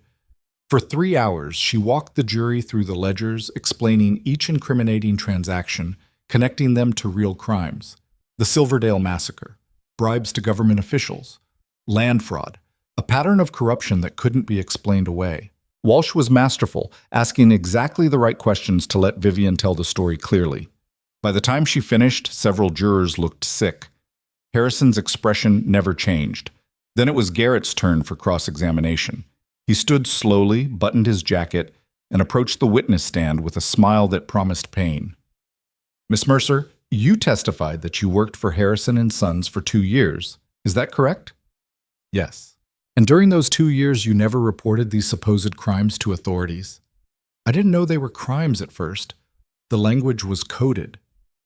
But once you suspected criminal activity, you didn't go to the police. You didn't contact federal authorities. You stole company property and fled. I was afraid for my life. Were you? Garrett's voice dripped skepticism. Or were you afraid of being caught embezzling company funds? I never embezzled anything. No? Then explain why your personal bank account showed a deposit of $500 the week before you disappeared. Vivian's mind raced. $500? She'd never had that much money in her life. I don't know what you're talking about. Really? Garrett produced a document, handed it to the judge. This is a bank statement showing a deposit to an account in your name. The money came from a Harrison and Sons business account. Care to explain? Vivian stared at the document. It was forged. Had to be. But it looked legitimate. Harrison had manufactured evidence against her. That's not real, she said. It's a certified bank document. Then someone forged it, or bribed the bank to create false records. Harrison has done that before. Have you proof of this alleged bank fraud? No, but... So you're asking this jury to believe that not only is Mr. Harrison guilty of multiple crimes, but he's also framing you for embezzlement through elaborate bank fraud, all to discredit your testimony? Yes, that's exactly what he's doing. Garrett smiled. How convenient. Every piece of evidence against you is part of a vast conspiracy. Every contradiction in your story is explained by Mr. Harrison's alleged criminal genius. He turned to the jury. Or perhaps the simpler explanation is that you're a thief and a liar trying to destroy a good man's reputation. I'm telling the truth. Are you? Then explain why you waited months to come forward, why you hid instead of going directly to authorities, why you involved federal judges and marshals in elaborate protection schemes when an innocent person would simply have reported the crime and cooperated with the investigation. I was afraid Harrison would kill me. Kill you? Garrett's eyebrows rose. Miss Mercer, Mr. Harrison is a businessman, not a murderer. These theatrical claims of assassination attempts and hired guns. Do you have any proof? 2 federal marshals died protecting me. Yes, a tragedy. But there's no evidence Mr. Harrison had anything to do with that. For all we know, you arranged those attacks yourself to bolster your credibility. The accusation was so outrageous that Vivian couldn't even respond. She looked at the jury, saw doubt creeping into their expressions. Garrett was good. He was making her sound paranoid, unhinged, desperate. The cross-examination continued for 2 more brutal hours. Every answer she gave, Garrett twisted. Every piece of evidence she cited, he explained away. By the time he finished, Vivian felt like she'd been physically beaten. Walsh tried to repair the damage on redirect, but the jury looked uncertain now. The clean narrative from direct examination had been muddied by doubt. When Vivian finally stepped down from the witness stand, she couldn't meet Rhett's eyes. She'd failed. Garrett had destroyed her credibility, and now Harrison might walk free. The trial continued for 2 more days. Other witnesses testified. Other evidence was presented. But Vivian was the key witness, and Garrett had successfully planted doubt about everything she'd said. On the final day, closing arguments painted 2 completely different pictures. Walsh described a criminal empire built on violence and corruption. Garrett described a successful businessman persecuted by a vengeful employee. The jury deliberated for 6 hours. When they returned, the foreman stood to deliver the verdict. On the charge of financial fraud, we find the defendant guilty. Vivian's heart leaped. Rhett's hand found hers, squeezed. On the charge of bribery of government officials, we find the defendant guilty. More charges, more guilty verdicts. Harrison's expression remained neutral, but his lawyers were shifting, whispering urgently. Then the foreman reached the final charge. On the charge of conspiracy to commit murder in relation to the Silverdale incident, we find the defendant. The pause felt eternal. Not guilty. The courtroom erupted. Journalists rushed for the doors. Harrison's lawyers were congratulating each other. Walsh sat frozen, stunned. Not guilty on the murder charge. The most serious charge. The one that mattered most. Judge Hayes banged his gavel, calling for order. The defendant will rise for sentencing on the counts where guilt was established. Harrison stood, confident even in defeat. Charles Whitmore Harrison, you have been found guilty of multiple counts of financial fraud and corruption. I hereby sentence you to 15 years in federal prison. 15 years. Not life. Not enough for the 43 people at Silverdale, but something. The marshals moved to take Harrison into custody. As they led him past Vivian, he leaned close enough to whisper, "This isn't over. You took 15 years from me. I'll take everything from you." Then he was gone, and Vivian was left shaking, victory and defeat mixed so thoroughly she couldn't tell which feeling was stronger. Harrison's threat echoed in Vivian's mind for weeks after the trial. She and Rhett stayed at Hayes' ranch while her ankle healed, both of them waiting for the other shoe to drop. 15 years was a long sentence, but Harrison had resources. Money hidden in accounts his lawyers couldn't touch. Associates who owed him favors. Men willing to kill for the right price. "He'll come after us," Vivian said one night, staring out at the dark mountains beyond Hayes' property. "Probably." Rhett sat beside her, close enough that their shoulders touched. "But he's locked up. That limits his options." "Does it?" Men like Harrison don't need to be free to be dangerous. "No, but they're less dangerous behind bars than walking around." He took her hand. "We won. Not completely, not perfectly, but we won. That counts for something." Vivian wanted to believe him, but Harrison's whispered promise felt like a noose slowly tightening. The newspapers made her famous overnight. The woman who brought down an empire ran in the Denver Post. Railroad clerk exposes corruption, headline papers as far as San Francisco and Chicago.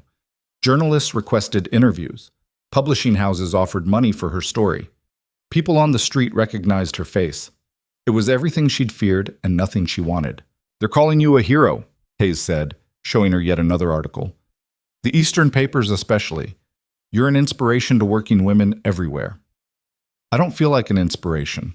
I feel like someone who got lucky and survived." That's what heroism usually looks like. Messy survival mistaken for valor. But the attention brought danger. Harrison's associates started appearing in Denver, businessmen who'd profited from his schemes, officials he'd bribed, men with everything to lose if investigations continued. They didn't threaten Vivian directly. They didn't need to. Their presence was threat enough. 3 weeks after the trial, someone tried to burn down Hayes' barn. They caught the arsonist. A drifter paid $50 by a man he couldn't identify. The message was clear. Harrison could still reach them. "We need to leave," Rhett said after the fire was extinguished. "Denver isn't safe anymore." "Nowhere is safe." "Then we find somewhere remote, like before." "And live our whole lives hiding? If that's what it takes." His voice was firm. "I didn't keep you alive through all of this just to lose you to Harrison's revenge." They left Denver the next morning, before dawn, telling no one where they were going. Not even Hayes. Trust had become a luxury they couldn't afford. The journey back to Montana took 3 weeks. They avoided towns, traveled at night when possible, always watching for followers. Vivian's ankle had healed enough to ride, though it ached in cold weather and probably always would. A permanent reminder of the price she'd paid. When they finally reached the mountain where their ranch had stood, Vivian's heart sank. The cabin was gone, burned to the foundation, just as Rhett had predicted. The barn was a collapsed ruin. The fences had been torn down. Everything they'd built was ash and memory. "We can rebuild," Rhett said quietly. "With what? We have no money, no supplies. Winter's coming in 4 months. We have time. We have each other. We have skills we didn't have before." He dismounted, walked to where the cabin had stood. "The foundation's still good. Stone doesn't burn. We can build on top of it." "Rhett, this is insane. We should go somewhere else. Start completely fresh." "Where, California? They know your face there. Colorado? We just left. Canada?" He turned to face her. "This mountain is the only place I've ever felt safe. And if we run now, we're running forever. I'm done running." Vivian looked at the ruins, then at the mountains rising around them. This harsh, beautiful, merciless place that had nearly killed her a dozen times over. The place where she'd learned to survive. Where she'd fallen in love with a scarred, broken man who'd chosen her over safety. "All right," she said. "We rebuild." They started with shelter. Using salvaged stone from the cabin's foundation and timber cut from the surrounding forest, they built a small structure. One room, barely weatherproof, but enough to survive in while they worked. It took 2 weeks of brutal labor, both of them working until their hands bled and their bodies screamed. But it stood. That was something. Next came supplies. Rhett trapped and hunted while Vivian made the dangerous trip to Timber Ridge for essentials. She kept her head down, paid cash, didn't linger. The townspeople stared but didn't approach. Word of the trial had reached even this remote place, and nobody quite knew how to treat a woman who'd destroyed a railroad empire. On her way out of town, the general store owner stopped her. "Miss Mercer, or is it Mrs. Calder now?" "Mrs. Calder." "Right. Well, Mrs. Calder, I wanted to say what you did was brave. My sister lost her husband in one of Harrison's land grabs. Railroad came through, forced them off their property. He tried to fight it legally. They found him dead a week later. Authorities called it an accident." The store owner's eyes were hard. "But we knew, and we couldn't prove anything. So thank you for proving what we all knew was true." Vivian's throat tightened. "I'm sorry about your brother-in-law. He's past sorry, but maybe now his kids will grow up knowing their father didn't die for nothing." That conversation stayed with Vivian through the long ride back to the ranch. She'd been so focused on her own survival, her own fight, that she'd forgotten about all the other people Harrison had destroyed. The families torn apart, the lives ruined. Her testimony hadn't just been about justice. It had been about giving voice to people who'd been silenced. Maybe that mattered more than she'd realized. By October, they had a functioning cabin, small and rough, but solid. The barn was rebuilt enough to shelter the horses. They'd restocked livestock, though not as many as before. The mountain was preparing for winter, and so were they. One evening, as they sat by the fire after a long day of work, Vivian asked the question that had been haunting her. "Do you think we'll ever stop looking over our shoulders?" Rhett was quiet for a long moment. "Honestly? No. Harrison's in prison, but his reach is long. We'll probably spend the rest of our lives waiting for the next attack. That's a terrible way to live." "Yeah, but it's our life. And terrible is better than dead." "Is it?" She turned to face him. "What's the point of surviving if we're always afraid?" "The point is we get to wake up tomorrow. We get to build something. We get to have days like today, where we work hard and eat dinner and sit by the fire." He reached for her hand. "Fear doesn't erase the good things. It just exists alongside them." That's very philosophical for someone who communicates mostly in grunts. "I have hidden depths." "Very hidden." He pulled her close, and they sat in comfortable silence. Outside, wind howled through the pines. Winter was coming early this year. The attack came 3 weeks later, on a night when the temperature had dropped below freezing and frost covered everything in silver. Vivian woke to the sound of horses and knew immediately something was wrong. The livestock were agitated, the kind of panic that meant predators, human or otherwise. She grabbed her rifle and shook Rhett awake. He He was up instantly, moving toward the door with the efficiency of someone who'd done this before. "How many?" he whispered. "Can't tell. At least 3 riders." They took positions at opposite windows, watching. The riders approached slowly, cautiously. They knew about the wolf attack, knew this cabin was defended. Then a voice called out, familiar, cultured, utterly unexpected. "Mrs. Calder, I'm unarmed. I just want to talk." Vivian's blood ran cold. She knew that voice, Silas Garrett, Harrison's defense attorney. "What the hell is he doing here?" Rhett's voice was tight with tension. "Nothing good," Garrett called out again. "I'm alone. My associates are keeping their distance as a show of good faith. I genuinely just want to speak with you." "About what?" Vivian shouted back. "About Mr. Harrison. About a proposition that benefits everyone. I'm not interested in anything Harrison's offering. Not even your safety? Your freedom to live without constantly looking over your shoulder?" Vivian and Rhett exchanged glances. It was obviously a trap, but curiosity warred with caution. "Let him come to the door," Rhett said quietly. "I'll cover him. If he tries anything, I'll drop him." Against her better judgment, Vivian called out, "You can approach, but your men stay back, and if I see a weapon, we'll shoot first and ask questions later." Understood. Garrett dismounted and walked toward the cabin, hands raised and visible. In the moonlight, he looked smaller than he had in the courtroom. Just a man, not the demon who'd torn her testimony apart. Rhett opened the door, rifle leveled. Inside, slowly, Garrett entered, taking in the rough cabin with barely concealed distaste. "You've certainly chosen an isolated life. What do you want?" Vivian kept her own rifle trained on him. "Mr. Harrison asked me to deliver a message. He's in prison. He can't send messages. He has visitors. Lawyers have certain privileges." Garrett pulled a folded paper from his coat, slowly, carefully. "May I?" Rhett nodded. Garrett unfolded the paper and read, "Mrs. Calder, you won. I'm imprisoned, my empire dismantled, my reputation destroyed. Everything you fought for, you achieved. But victory has made you a target. My former associates blame you for their losses. They'll never stop hunting you. I can make them stop." Vivian's laugh was bitter. "Why would you help me?" "Because Mr. Harrison is a practical man.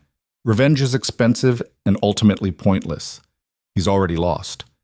What he wants now is for everyone to move forward. He's willing to use his influence to call off the people targeting you in exchange for one thing." "What?" "Silence. No more interviews. No books about your experience. No testimony in other cases against his associates. You disappear back to this mountain and never speak publicly about him again." The audacity of it made Vivian speechless. Harrison wanted to take away her voice, the one thing she had left. "And if I refuse?" Garrett's expression was carefully neutral. "Then the attacks continue. Maybe you survive them, maybe you don't, but you'll never have peace. Get out." Rhett's voice was deadly quiet. "Now. I'm just the messenger. I don't care. You came to our home in the middle of the night to threaten my wife. Leave before I forget you're unarmed." Garrett backed toward the door, hands raised. "Think about it, Mrs. Calder. Is your pride worth dying for?" After he left, Vivian and Rhett stood in tense silence, listening to the horses ride away. "He's right about one thing," Vivian said finally. "We'll never have peace while Harrison's associates see me as a threat." "So you're actually considering this?" "I'm considering whether I want to spend the rest of my life fighting or whether I want to just live." She set down her rifle, suddenly exhausted. "I'm tired, Rhett. I'm tired of being afraid. Tired of looking over my shoulder. Maybe silence is a price worth paying for safety. Or maybe it's exactly what Harrison wants. You silenced, neutralized, erased."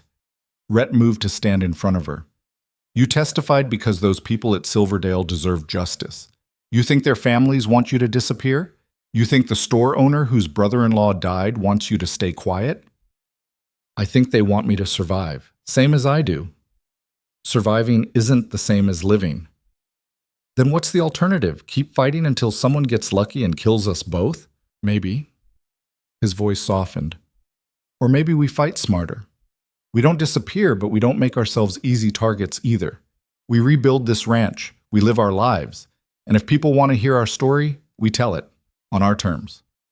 Vivian wanted to argue, but she was too tired, too worn down by months of running, fighting, surviving. She let Rhett pull her close and hold her while she tried to figure out what came next. The decision came to her 3 days later, while she was mending fence posts and thinking about the store owner's words. His brother-in-law had died. So had the 43 people at Silverdale. So had Cortez and Reed. They couldn't speak anymore, but she could. That evening, she told Rhett her choice. I'm not accepting Harrison's deal. I figured. And I'm going to write about what happened, the whole story, the corruption, the trial, everything. That's going to make you a permanent target. I know. But if I stay silent, Harrison wins a different way. He takes my voice, my story, and buries it along with all the others he's destroyed. She met Rhett's eyes. I won't let him have that. Then we deal with whatever comes. Together. Together, she agreed. Over the winter, Vivian wrote. She filled notebook after notebook with everything she remembered. Philadelphia, the ledgers, the flight west, the trial.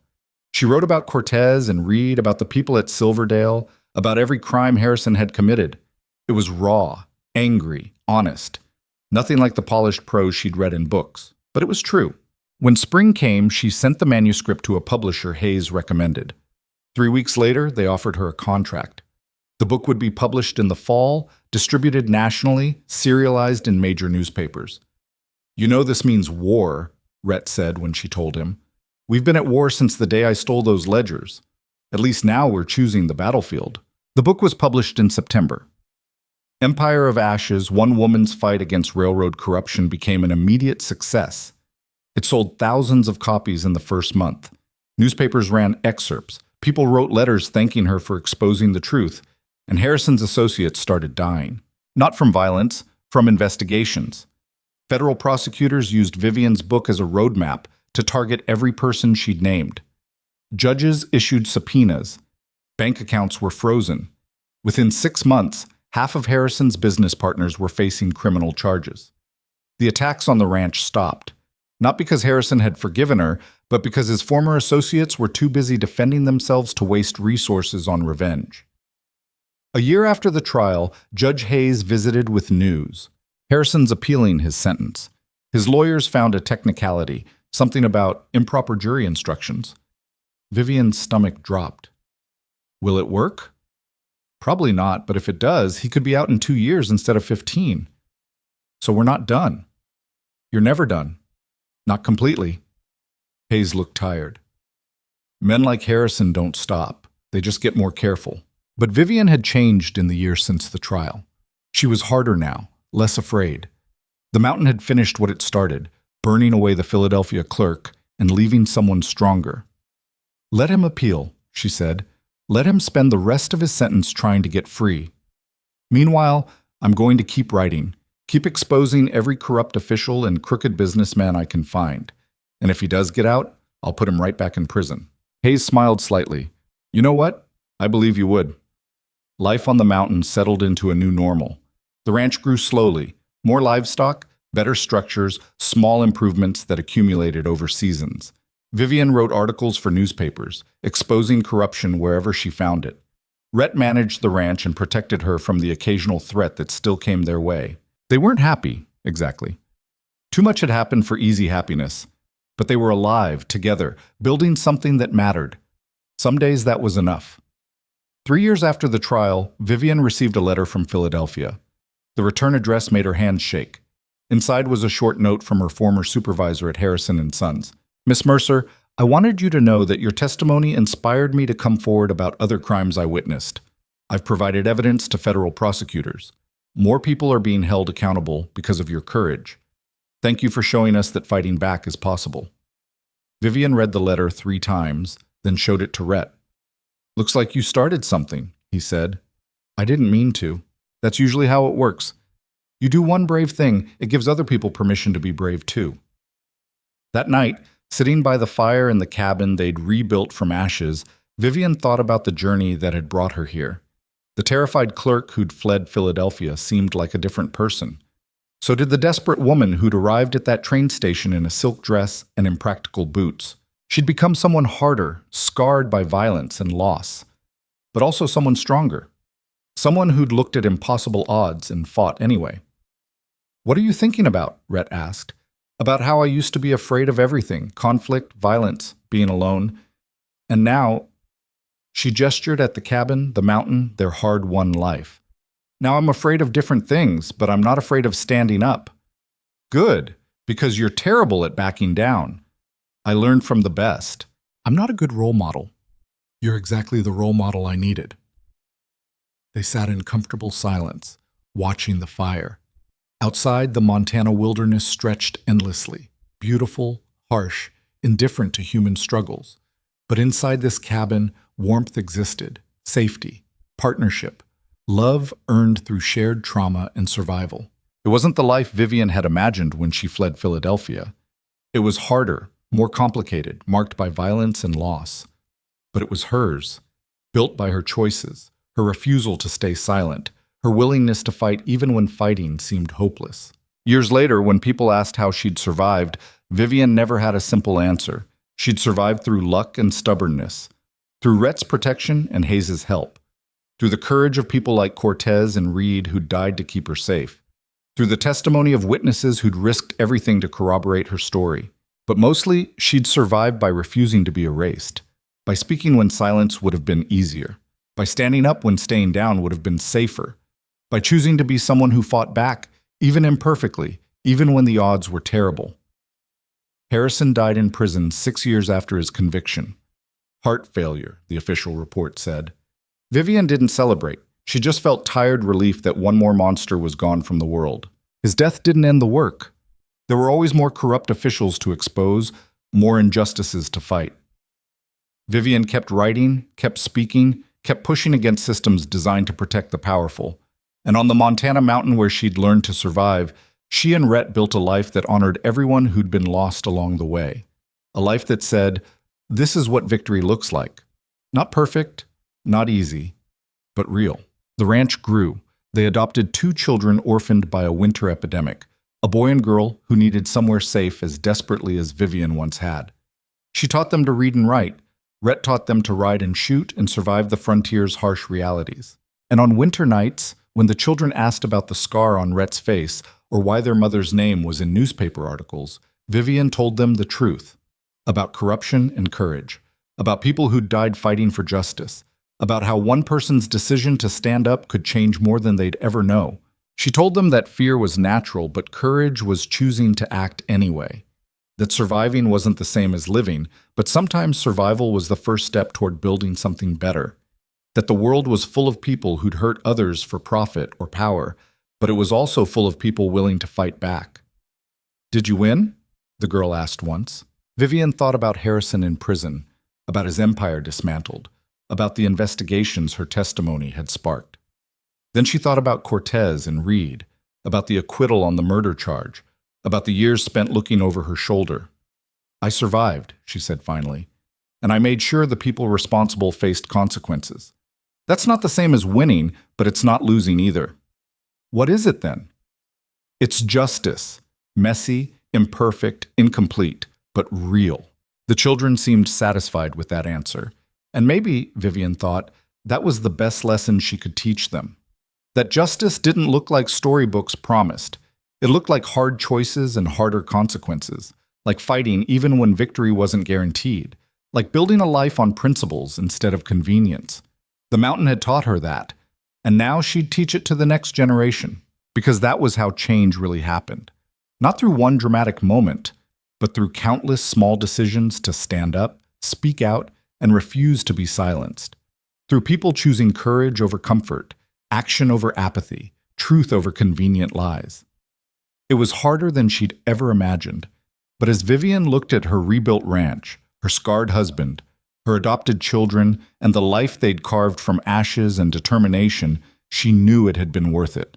Every sacrifice, every risk, every terrifying moment, all of it had led her here, to this imperfect, hard-won, fiercely protected life. And that was enough.